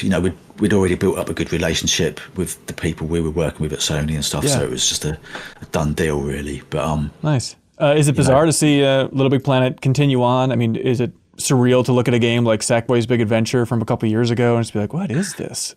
Well, yeah, no, it's I mean, the thing that blows me away is how long ago it all was that we did Little Big Planet, actually, because time, especially as you get older, like to my age, time kind of speeds up essentially. And in my mind, that was the game that I did a few years ago. But I meet so many people, and then when they learn that I helped make Little Big Planet, they're like, oh my God, that was the game that I loved when I was a small child growing up, and I'm talking to a fully grown adult, and I'm like, this is like old history now, so that's kind of weird. But it's great that it did sort of get a life of its own, if you like, and the flame was carried on by Sumo and all those people. So it was really cool, and still a lot of people, have a soft spot for Sackboy and all that. It's obviously quite sad recently that the servers got shut down or whatever it was. That's I don't actually know the specifics of that and why and when, but obviously that hurt a lot of people in the community, I think. Yeah. So that sort of made me feel a bit sad, if you like. I'd like to think that they're going to at least archive that off or something like that. I don't really know. But, it's a weird thing where they said like, oh, we're temporarily taking it down in January. And then they just said, actually, it's going to stay offline forever. So I don't know if that diminished the chances of kind of saving some of that content that was in Little Big Planet 3. Yeah, I've got no idea. But there's a lot of content in there. And, I mean, I'm not sure of the technicalities of it, but it's, the size of external hard drives that you can buy today, I'm sure it would probably all fit on 2 or 3 of those or something. So it's not like it needs, the Pentagon or something to store it all. So, but like I said, I don't know. I've got no idea what the reasons are behind all of that, but it does feel a bit sad to me that there's a lot of memories that people have got with all of that and that sort of thing. And I can't help feeling it would sort of destroy a little bit of faith, if you like, and people wanting to sort of commit and put time into those kind of things again in the future. I feel like that's a bit of a so who knows? I don't know, but that I felt the pain. I felt the collective pain when that news hit, which is quite sad. Yeah, it's kind of a 1-2 punch too. I don't know if you saw that. Nintendo filed a cease and desist for all their stuff that's in Gary's mod as well. So Gary's mod has been stripping out all Nintendo stuff, but I mean, there must be a world you're familiar with. Did you ever get like a poke from Nintendo or Microsoft, be like, hey, a lot of these Dreams games are just Banjo-Kazooie. Could you do something about that? Yeah, I don't know. I was always a bit separated from that kind of stuff. No doubt there probably was some stuff, but I mean, because because Dreams never got really huge. Like, it wasn't like Roblox or something like that. Right. Maybe if it had got to that kind of size, there would have been a lot more of that. But maybe because it was a bit more in the fringes, they were sort of like, oh, we'll tolerate that for now. Or Sure. maybe they weren't even aware. Who knows? Yeah. But there was some sort of, even now I still see. I forget the name of the developer now. Is it Elka? I think his name is a Dreams user. He's been doing like a fan-made Avatar game. Oh, awesome. For lots of time, and I think the people that actually made Avatar got in touch with him, and they sort of endorsed it actually, and kind of encouraged him to carry on with it. So that was the sort of opposite of that, if you like. Yeah. For that kind of thing. Oh, that's so sweet. I wanted to ask, Little Big Planet Hub, the kind of free-to-play version of Little Big Planet, was that a Media Molecule joint? I know it never saw the light of day. I knew nothing about that. I think that was post us sort of. We did Little Big Planet 2 and then kind of moved on to do some other stuff. And some people at Sony were sort of running with it. I think it came from that universe. Okay. So I had no knowledge of that. That's so odd. Did I see this online somewhere that you originally thought about making the first Little Big Planet free to play? Was that a consideration at any point? That was probably talked about, I imagine. I mean, I mentioned that probably would have been something that Alex was probably more vocal about, because I felt like he always lived in the future more than any of us, and he could probably see that sort of thing coming down the line. But no, I don't think that was ever really seriously considered that I know of. Yeah. No. It must have been exciting wrapping up Little Big Planet 2. Is that just the sweet spot of game development of like, all right, let's get prototyping. We could go anywhere, baby. Well, I mean, obviously that basic concept of sort of empowering communities to make their own games and share stuff with each other was a big driving force behind Dreams. Yeah. I mean, that at one point I was actually pushing for Dreams to kind of be a continuation of the Little Big Planet franchise, really, as in, I would like to have called it Little Big Planet 3, really, or 4 or something, and had Sackboy as a central character in it, because I was certainly aware of how important Sackboy and the game that we put in there in Little Big Planet was a big part of its success. Not obviously the creators were the thing that gave it its long life, but without Sackboy, I don't think it would have happened. So I was quite aware that it was important to have something like that, really, but I wasn't that pushy about it, and it kind of got talked down by various people for whatever reason. So it seems bizarre. You're supposed to be the artist on the team that's saying, let's create something new. We don't need some mascot to sell this thing, but suddenly you're the corporate man. Like, well, you got to slap Sackboy on this thing. Yeah, well, no, I don't know. I was just aware that that Sackboy had touched a lot of people for whatever reasons. Like my mum adored Sackboy, and she knows nothing about computer games or anything. And I was just aware that was actually a big part of Little Big Planet's success, not all of the stuff that it sort of gave it its long tail and all that kind of stuff. And I just felt like, why would we not do that kind of thing? So, but I wasn't that passionate about it. It wasn't a big idea that I pushed and got knocked down. It was more like I mentioned it a few times. Don't you think we should do this? And people are like, no, we want it to have its own identity, this new thing. So, it's Sony people or Media Molecule people? No, that was more internal within Media Molecule, really. But because although I had the title of creative director at the time, it was actually quite a flat structure, really. Sure. There was not. I was definitely never one to sort of pull rank or anything like that. I was just felt like I was working with people. It wasn't that I had a team of people working for me or anything like that. So yeah, I wasn't trying not to be too pushy with that kind of stuff. Yeah. So I visited Media Molecule in 2018 for the Game Informer cover story trip on Dreams there. And I remember it was like you guys were so excited naturally. The project was nearing the finish line, and it was the whole idea in that phase of like, I think we can have like a Dreams section on the PlayStation Store where people can create their own stuff and then sell their own stuff, and then we could get a cut of that, and then that'd be the golden ticket for us forever. How close was that to seeing the light of day? I don't think it ever came close, really. I mean, that was certainly something that myself and Kareem were really into. Yeah. And in fact, we used to refer to it as the golden ticket, as in we love the idea that the best creations in Dreams, if you like, could be plucked out and actually, sold on the PSN store as standalone games, essentially. Right. And certainly the tech for Dreams was built to be able to do that.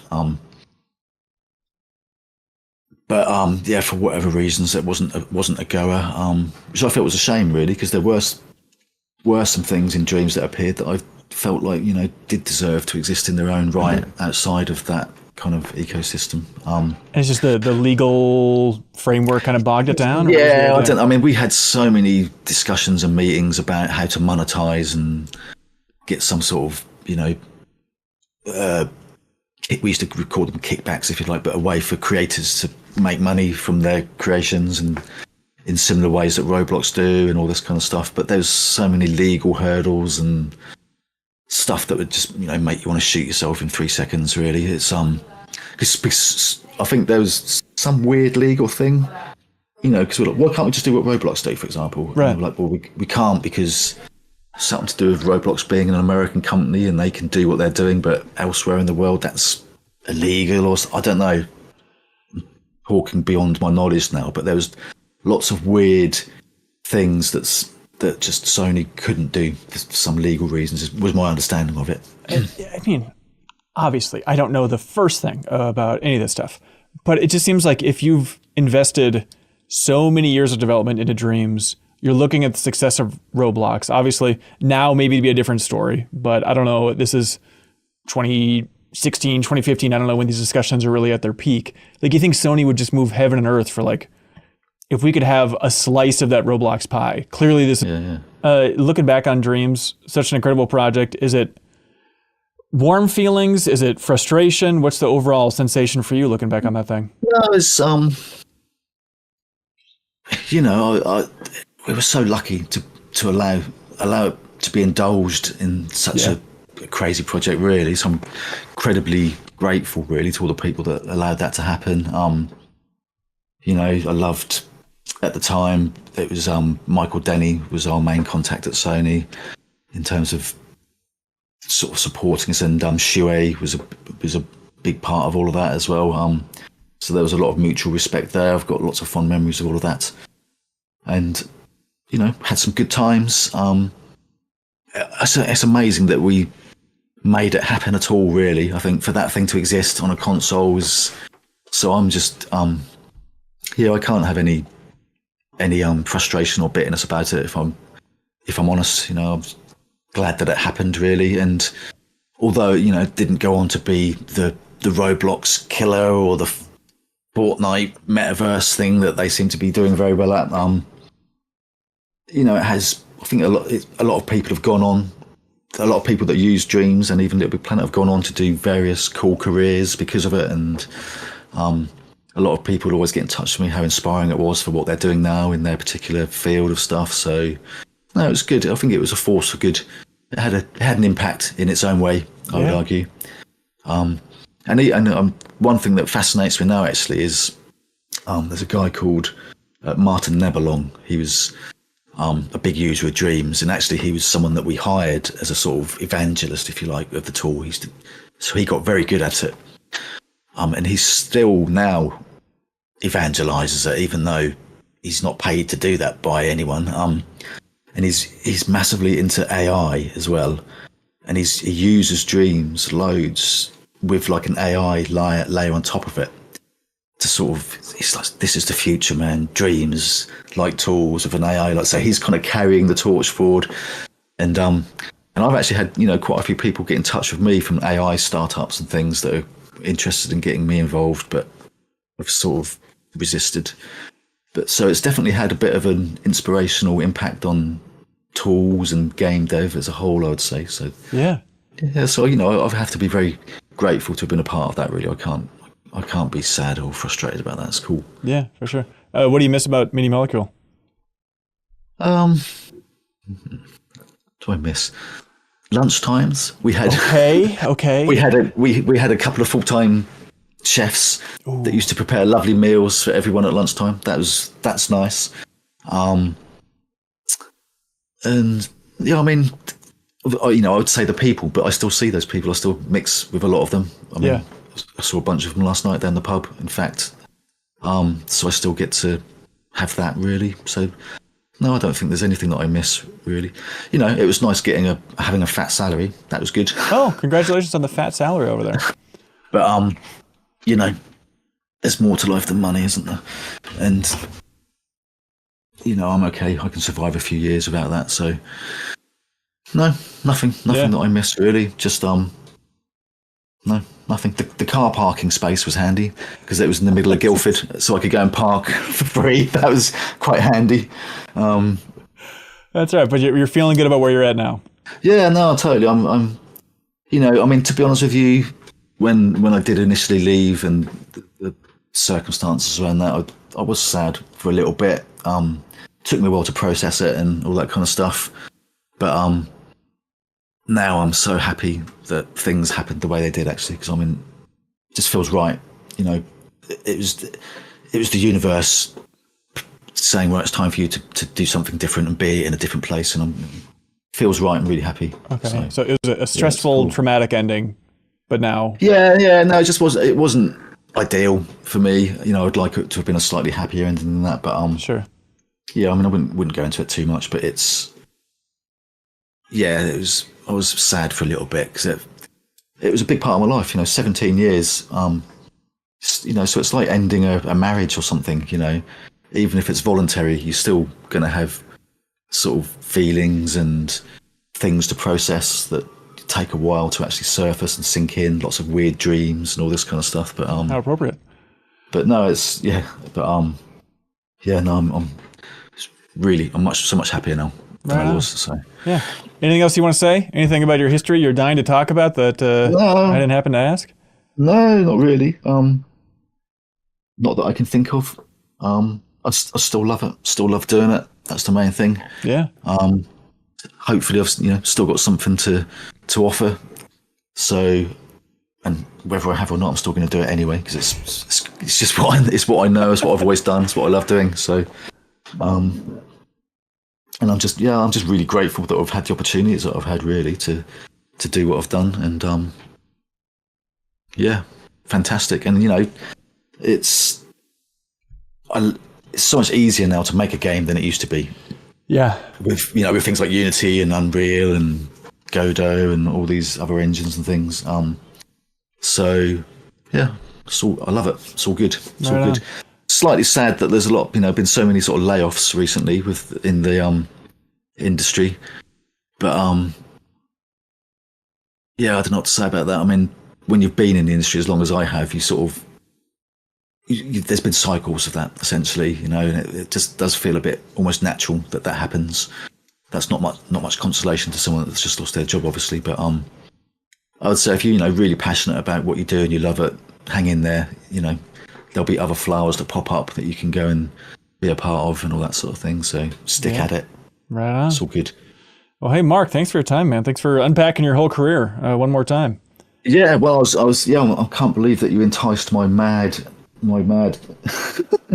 breakdown episode out of me. I wasn't really planning to talk about that, but it's been nice talking to you. Yeah, you feel like that period of your life kind of defined the second half of your career? Do you still feel like you have a shifted perspective from that period there? I delve in and out of it, absolutely. Yeah, no, it's been the main driving force of my life, actually, if I'm really honest with you. Yeah. Absolutely. Right. Without wanting to sound like some kind of David Icke type character, it's a big part of my of what I do and why I do it, absolutely. Yeah. Well, hey, you want to play some Pink Floyd to send us out or anything here? I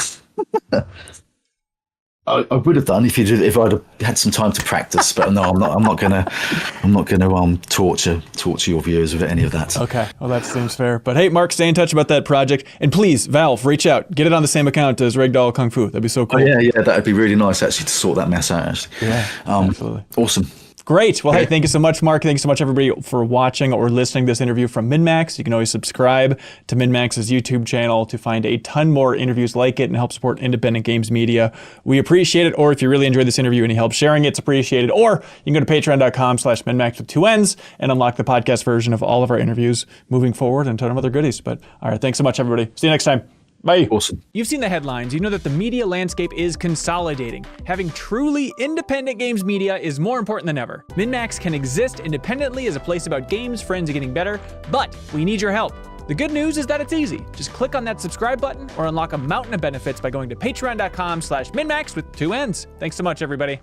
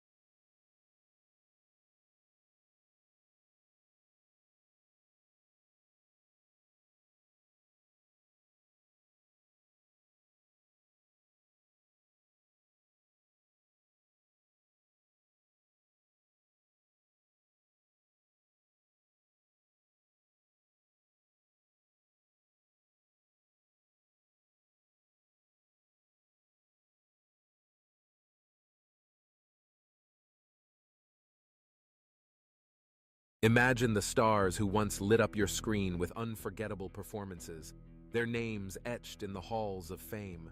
From laughter to tears, they brought stories to life, becoming icons of an era.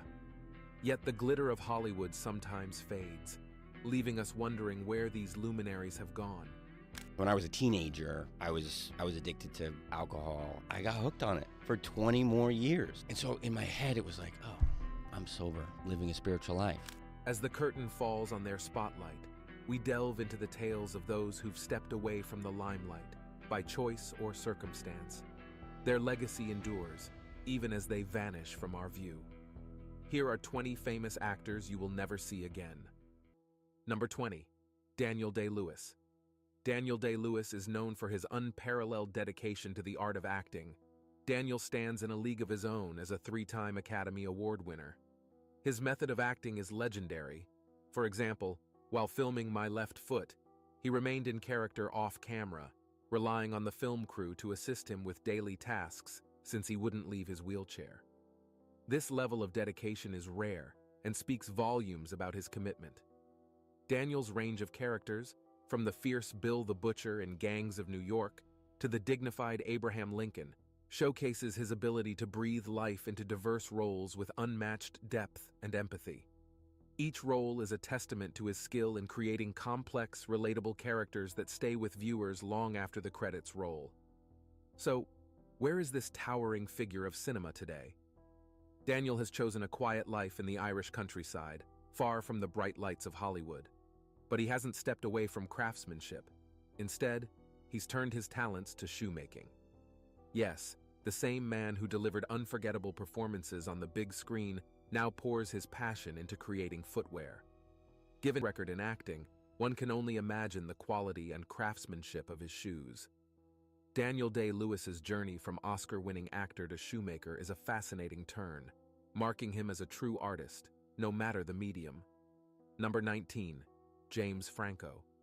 James Franco vanished from the spotlight following multiple allegations of sexual misconduct, causing even Seth Rogen, a frequent collaborator, to step back. Rogen, who shared the screen with Franco in hits like Pineapple Express and The Interview, stated they've not been in touch, and he has no plans to collaborate with Franco. Franco's public image started to tarnish in 2014 when he was found messaging a 17-year-old girl on Instagram during his Broadway run in Of Mice and Men, suggesting they meet up at a hotel. While Franco acknowledged the messages, he insisted on a talk show that his intentions were misunderstood. The situation escalated in 2018 after Franco won a Golden Globe for The Disaster Artist. Actress Ali Sheedy hinted at inappropriate behavior by Franco, and another actress, Violet Paley, accused him of assault. Additionally, Sarah Tither Kaplan, a former student at Franco's acting school, along with 3 other women, accused him of sexual misconduct. Following these allegations, Vanity Fair removed Franco from its Hollywood issue, and in 2019, a lawsuit was filed against him. 2021. Franco has denied the allegations, but admitted to settling to move forward. This series of events led to Franco being dropped from several film projects, with Rogen publicly stating his decision to distance himself from Franco as a stand against abuse and harassment. Rogen also expressed regret over a past joke that seemed to make light of the allegations against Franco, noting how the situation has irreversibly changed their relationship. Number 18, Kat Dennings. Kat Dennings has been a standout actress from her teenage years, making a name for herself as the unforgettable Max Black in the hit series. Her portrayal of the witty diner waitress won over fans for 6 seasons, firmly placing Dennings in the spotlight of pop culture. Her relationship with musician Josh Groban also kept her in the headlines, adding to her public profile. After this peak in her career, Dennings seemed to take a step back from the constant buzz of Hollywood. This shift was influenced by several factors. Her role in Two Broke Girls was not only a significant source of income, but also ensured ongoing financial benefits from the show's syndication rights. With each episode fetching $1.7 million in a syndication deal with TBS and a total of 138 episodes, Dennings has been able to enjoy a steady income from the show's continued success. Another aspect of her career that affected her public visibility was her involvement in the Marvel Cinematic Universe. Dennings played Darcy Lewis in Thor and its sequel, but her absence from later films in the series hinted at the end of her character's storyline. Additionally, her breakup with Groban in 2016, right before the last season of Two Broke Girls, was public, and despite being amicable, may have impacted her career path. Number 17, Katherine Heigl. Katherine Heigl became a star everyone talked about after Grey's Anatomy hit the screens in 2005. Her career took off, and by 2007, she not only landed a lead role in Knocked Up, but also saw her salary jump by 190%, earning her a significant $300,000.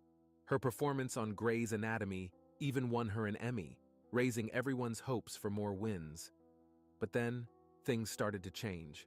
Heigl made headlines when she decided not to compete for an Emmy, saying she didn't get good enough material in Season 4 to deserve a nomination. This move surprised many, including her fans, co-stars, and even the show's creators, and it was seen as a slight against Shonda Rhimes, the brains behind the show.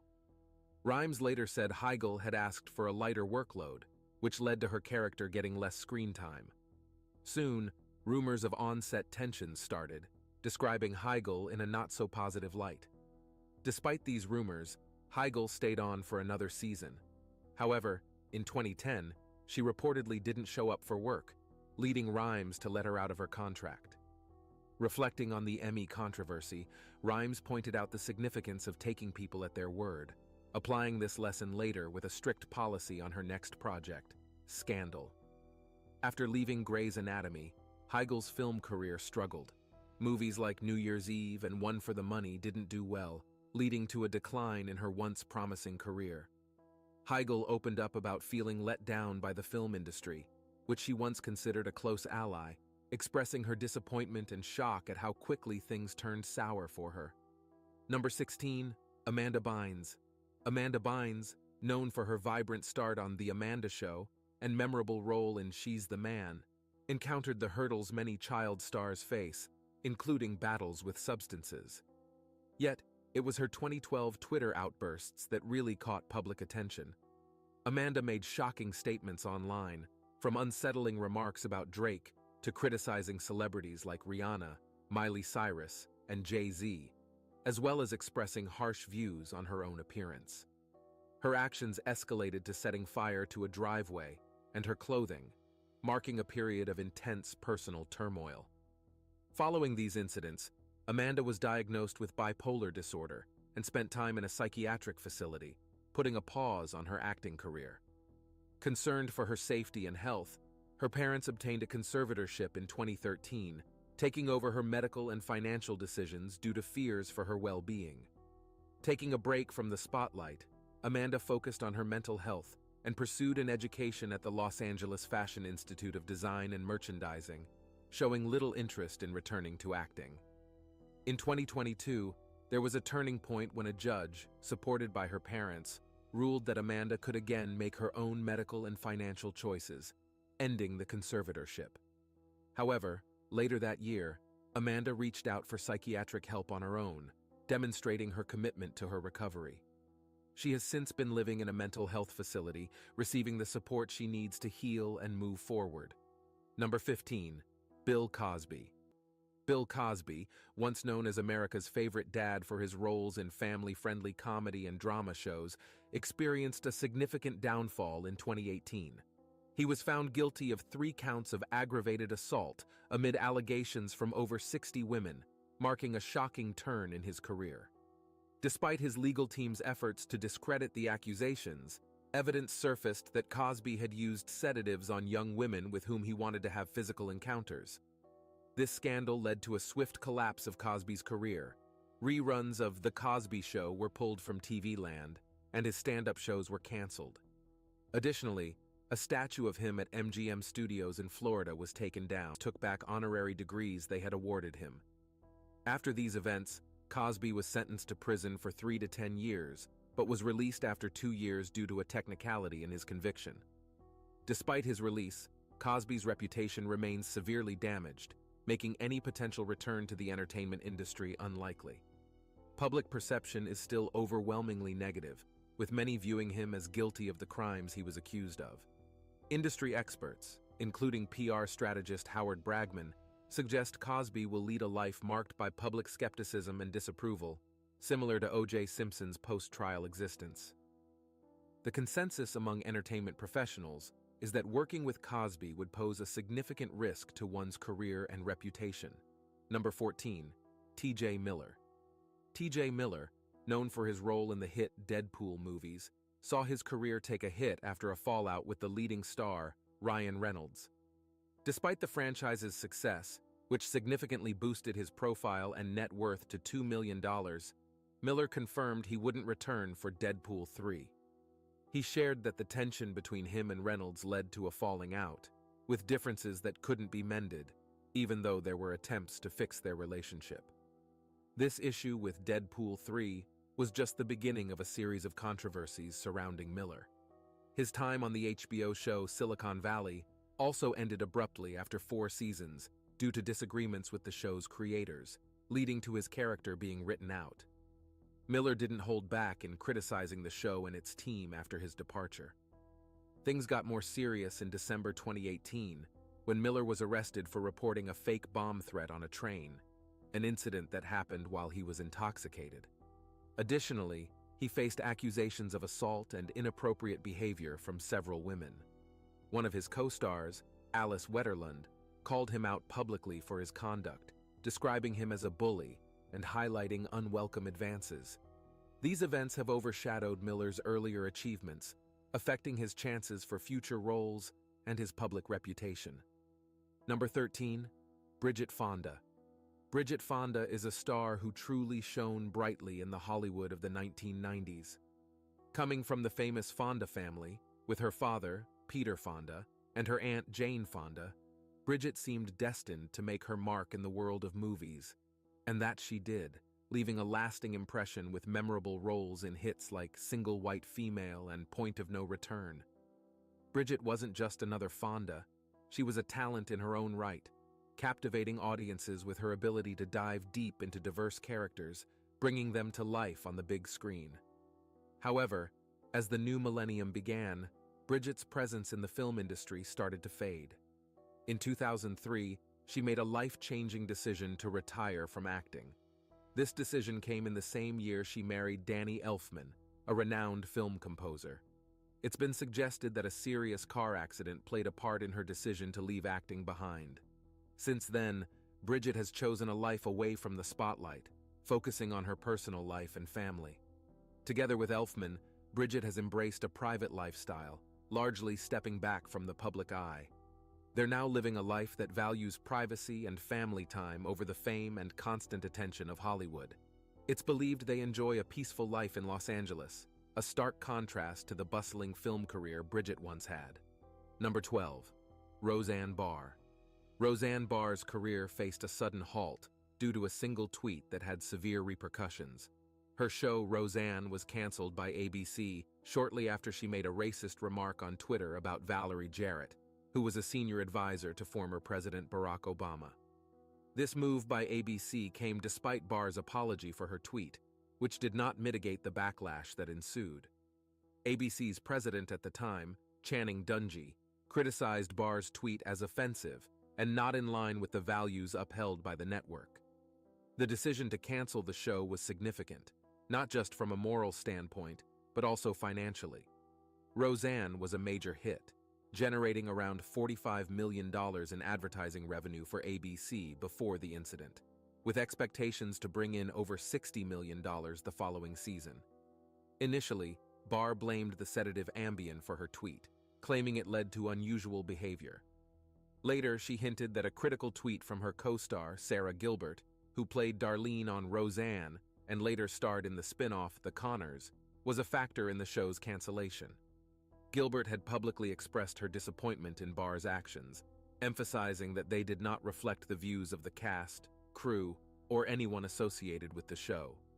Barr felt betrayed by the reaction to her tweet, pointing out how it not only led to the end of Roseanne, but also negatively impacted her personal and professional life.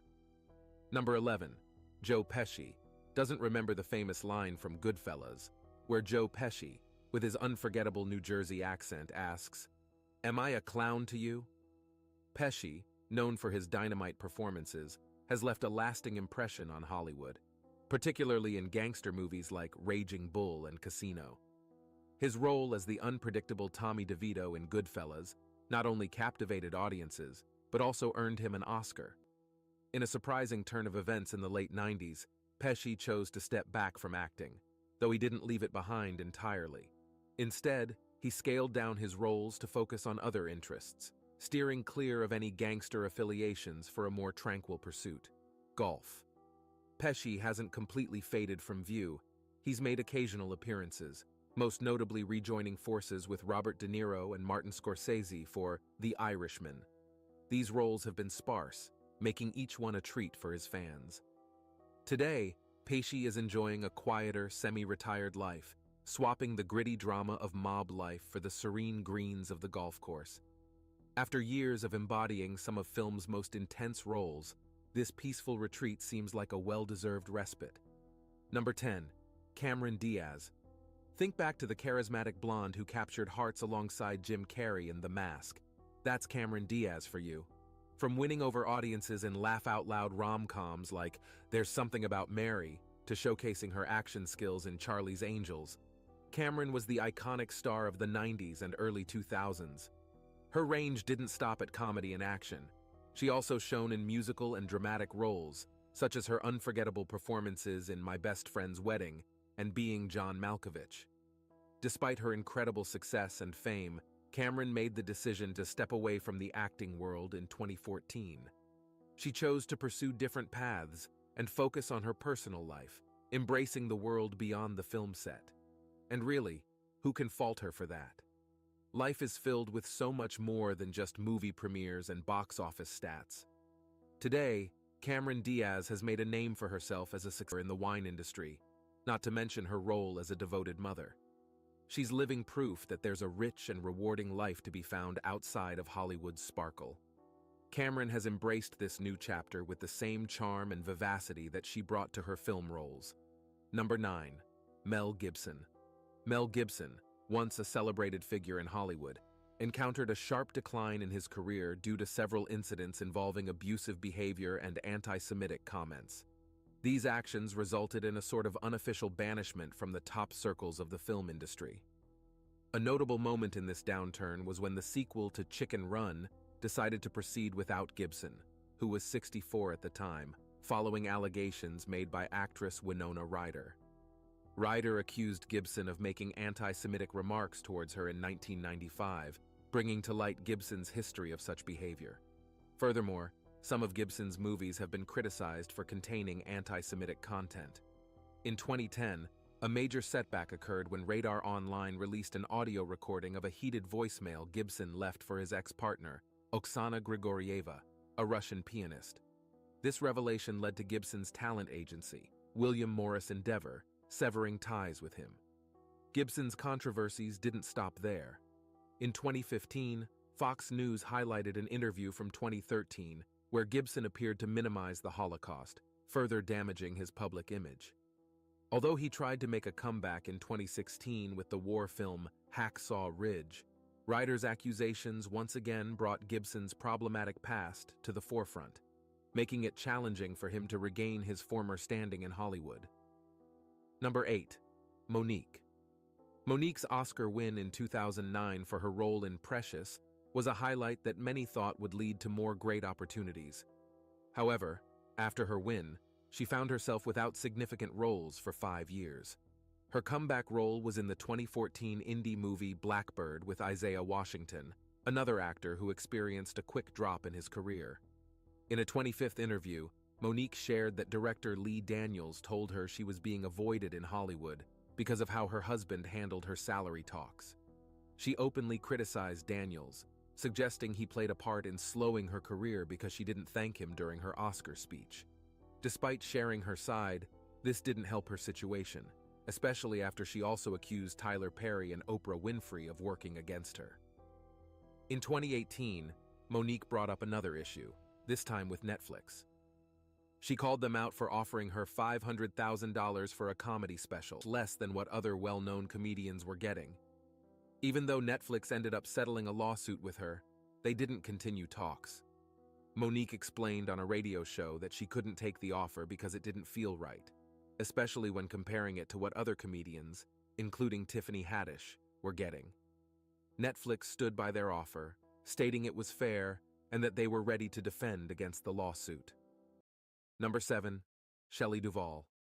Shelley Duvall is best known for playing Wendy Torrance in The Shining, where her unique look and big, expressive eyes made her stand out.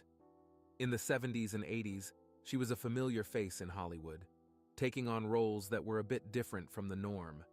From her part in Popeye to her work in Time Bandits, Shelley showed she had a special talent for picking roles that let her shine, often becoming the highlight of any film she was in.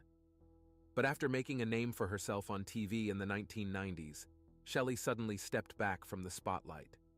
She chose to leave Hollywood and live a quieter life in Texas. The reason was that Shelley needed to take care of her mental health. The constant hustle and bustle of the film industry were too much, and she decided her well-being was more important. Now, Shelley lives a private life, away from the cameras and the public eye. While many people miss seeing her on screen and enjoy her unique way of bringing characters to life, everyone can agree that her decision to look after her health is important and brave. Number 6. Felicity Huffman.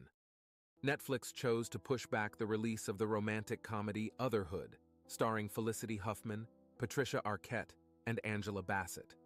This decision was made in light of Huffman's involvement in the biggest college admissions scandal the country has ever seen. While the film wasn't canceled and did come out later in the same year, the delay followed Huffman's public apology and her guilty plea to fraud charges related to the scandal. Huffman was among 13 people who admitted to paying money to get their children into prestigious colleges. In her public statement, Huffman expressed deep regret and shame for her actions, accepting full responsibility and the consequences that would follow. After spending 11 days in prison out of a 14-day sentence, she was also fined $30,000, had a year of supervised release, and was required to do 250 hours of community service. Being convicted also meant Huffman lost what's known in the entertainment industry as reputational capital. This term refers to the value of someone's good name and standing in their professional field.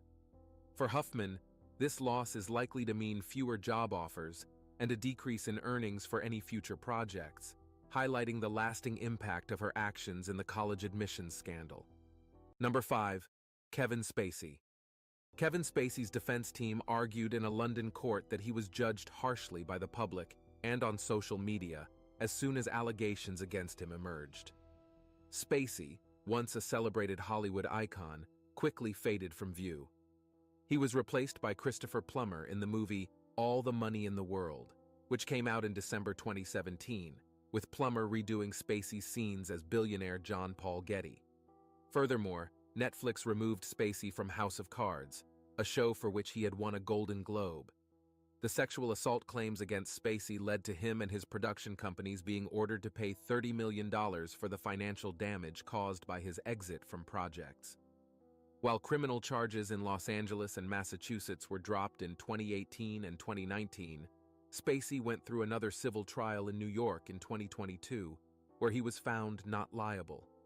In the UK, jurors acquitted him of all charges related to accusations from 4 men about incidents spanning from 2001 to 2013. The court found one claim to be baseless, acknowledged consensual encounters with 2 others, and heard Spacey admit to an awkward advance towards another, which he said went no further. Although the path back to his former level of fame seems uncertain for Spacey, the recent court decisions have left some wondering if there's still a chance for him to make a comeback in the acting world. Number 4. Linda Fiorentino. Remember the cool, composed government agent in Men in Black, or the captivating femme fatale in The Last Seduction? Those roles were masterfully played by Linda Fiorentino, an actress whose talent for portraying complex, intriguing characters set her apart in the 1990s. Linda's performances, whether as the mysterious lead in Vision Quest or the adventurous night wanderer in After Hours, highlighted her versatility and magnetic screen presence. Her role in The Last Seduction especially garnered her critical praise and showcased her ability to command the screen. However, following her appearance in Men in Black, Linda began to fade from the Hollywood scene. Her once bright career seemed to dim, with her appearances becoming rare over time. Nowadays, she's chosen a path away from the limelight, preferring a quieter and more private existence. For fans who cherished her unique combination of sharp wit and intensity, her absence from the screen is keenly felt. Yet Linda's decision to leave Hollywood behind doesn't take away from the impact she had on the film industry. Her memorable performances continue to leave a lasting impression on audiences, ensuring her contributions to cinema are celebrated. Number 3. Meg Ryan. Meg Ryan, known for her unforgettable roles alongside Tom Hanks in You've Got Mail and Sleepless in Seattle, once dominated the romantic comedy scene of the 1990s. Her on-screen pairings with Hanks became legendary, marking them as some of the most cherished films of the decade. However, Meg Ryan was not limited to just rom-coms. She delivered powerful performances in Courage Under Fire and When a Man Loves a Woman, showcasing her versatility as an actress. In recent years, Ryan has shifted her focus from acting to directing, with projects like Ithaca marking her behind-the-camera work. She has embraced motherhood and pursued other creative interests, finding fulfillment in new challenges and ventures. Though we may not see her acting as much these days, Meg Ryan's impact on the romantic comedy genre remains a significant part of her legacy. The star, once synonymous with sleepless nights and heartfelt love stories, has settled into a content and satisfying life, continuing to inspire even away from the spotlight. Number 2. Lori Loughlin. Lori Loughlin, known for her role on Full House, saw her career take a hit after becoming involved in a college admissions scandal, motivated by a desire to help her daughters. She was sentenced to 2 months in prison for her part in a scheme that involved around 50 people, including her husband, Massimo Giannulli. They tried to get their daughters into the University of Southern California by falsely presenting them as athletic recruits. As part of a plea agreement, Loughlin was fined $150,000 and required to complete 100 hours of community service, while Giannulli received a $250,000 fine and 250 hours. Loughlin expressed remorse over her actions, admitting to making a terrible decision by participating in a plan that gave her daughters an unfair advantage in the college admissions process. She acknowledged that she had strayed from her moral values. Following the scandal, Crown Media Family Networks cut ties with Loughlin, halting development on productions featuring her, including the Garage Sale Mysteries series. The fallout extended to her daughter, Olivia Jade, who faced backlash and lost business partnerships with brands like Sephora, Tresemme, and Estee Lauder. Olivia Jade publicly criticized her parents for the negative impact on her own career, highlighting the far-reaching effects of their actions. Number 1. Michael Richards. Michael Richards, best known as Kramer from Seinfeld, experienced a dramatic fall from grace that significantly impacted his career. His role as Cosmo Kramer is unforgettable, but unlike his Seinfeld co-stars who found success after the show, Richards encountered a major obstacle he couldn't overcome. Post-Seinfeld, Richards returned to stand-up comedy, hoping to build on his sitcom success. However, everything changed when a video of him using racial slurs against a black audience member during a stand-up performance went viral. In the video, lasting about 3 minutes, Richards made extremely offensive comments, including a reference to lynching, and used racial slurs multiple times before leaving the stage. Following the incident, Richards attempted to apologize, including on late-night TV shows like The Late Show with David Letterman, and he reached out to notable figures like Al Sharpton and Jesse Jackson to express his remorse. Despite these efforts to make amends and win back his audience, Richards' career did not recover. He appeared in a few TV shows and made cameo appearances, but the shadow of the incident lingered, preventing him from regaining his previous stature in the entertainment industry. That's all for now. Until next time, bye.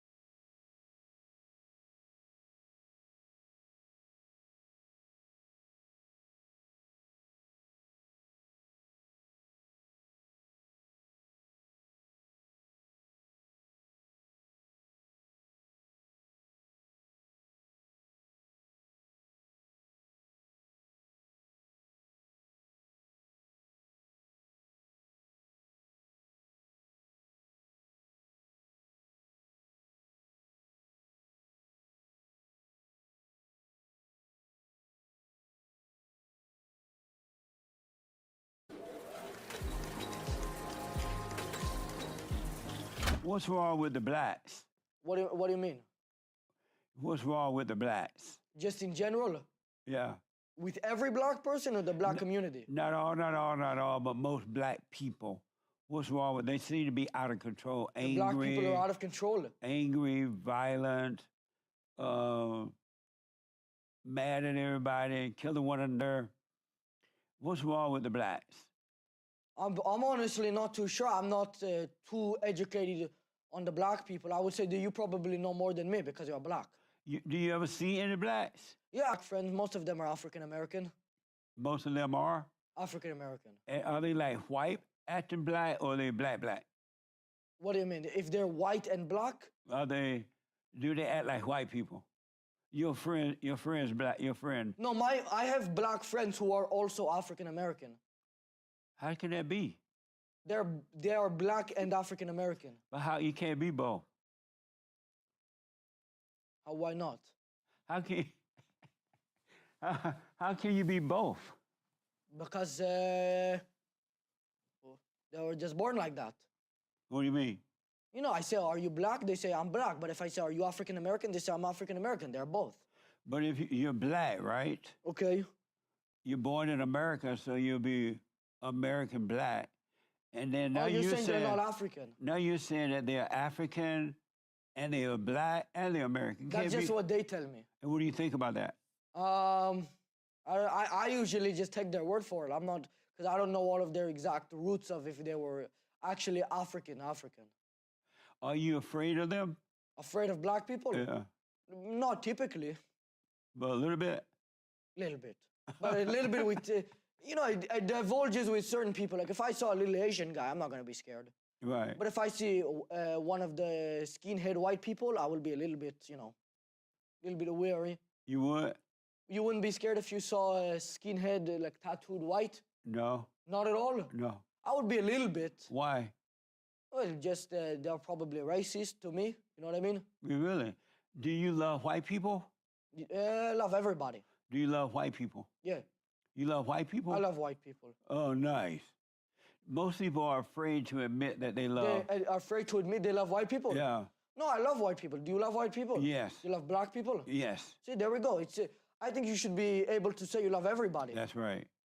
Do you think we need more white babies? What do you mean? Just more white people? Yeah, because they say that in a couple of years, white people are going to become the minorities, and then the people of color are going to become the majority. Do you think we need more white babies to prevent that from happening? You're saying that the white people will no longer be over 50%? Right. But I think there will still be more white people than any other minority group. Well, they're saying that it won't. They're saying that it won't because white people are not having a lot of white babies anymore, and they're having abortions and things like that. Wow.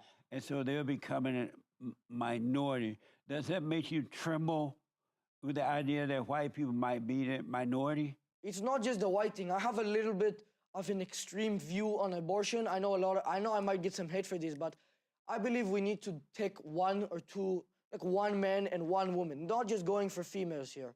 We need to take like 5 men, 5 women, and then we need to make a big farm, and then we need to start breeding. And then those people, I understand that will be taken away from their freedom, but then that will solve the population issues. And you look at somewhere like Japan, and the economy is getting messed up. They're not having enough babies there. I think that's an issue going to happen in China soon too. The population is very high now, but I think they made it so you can only have 1 baby. And then now they're getting rid of all of that. Now they're allowing unlimited or something, or like 4 or 5. They're trying to encourage them to have more. So what I think we need to do is just start growing them. Just have a farm for white babies? All of them. All white babies? Well, white, and then do you know the percentage of white people in America now? No, I don't. Let's say it was 58%. I would say make 58% white, or 30% black. If it's 30% black, just keep it where it is now, I would say. Who would you rather see running the country, black people or white people? I don't think I would have a preference for either one here. Why not? Just wouldn't be one of the things I would be automatically considering. But black people don't know how to run anything. You don't think so? Look around you. But you are black. Right, I'm the only one. You're the only one? Yeah. But why do you think that? Well, there are a couple others. There are a couple others? But do you think that black people know how to run anything? Well, I would take it on a basis of an individual. Like I would say that you're probably good at running this situation here.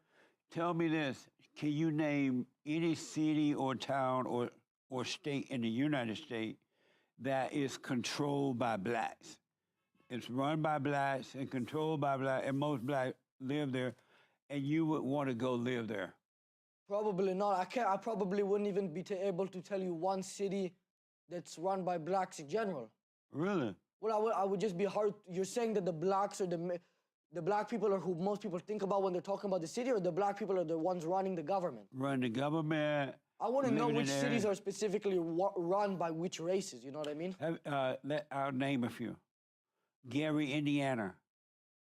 Okay. It's controlled by blacks. I don't think I've ever heard of this place. Really? What is it, Gary? Gary, Like Indiana. the snail from SpongeBob? Gary. Yeah, the Gary. Oh, I don't know. It's similar sounding. I don't know about the You have a SpongeBob. similar T-shirt to him. How about South Central LA? Like downtown? Yeah, That's the government Well, is near downtown. right here, like close by. Yeah, The government is run by black people? yeah, I didn't know that. yeah, Well, it's definitely, in this specific circumstance, not good. yeah. A lot of homeless, a lot of crime. Very bad. What do you think about the attack on Donald Trump by the black DAs and the liberal white judges and others? What do you The think black about who? the DA, district attorneys? You're saying they're suing him? Yeah, Well, I think that all of the liberals, black, white, Asian, whatever it is, all of the liberals, it's something with their brain. They're trying to stop somebody who can fix the country because they want to create chaos. yeah. They want to put Biden in. I don't know if you saw the video the other day, but he was in the middle of a speech and he fell asleep. Well, I've seen that before. Unbelievable. Oh, a mess. What a mess. Not amazing. Not amazing. It's beta. Beta. So let me ask, do you believe racism exists? For individuals or systemically? Period, yeah. I would say that somebody can be racist, but probably not inside government right now. And how can you be racist? Well, if I were to say I didn't like Asian people, I would be racist towards Asians, no?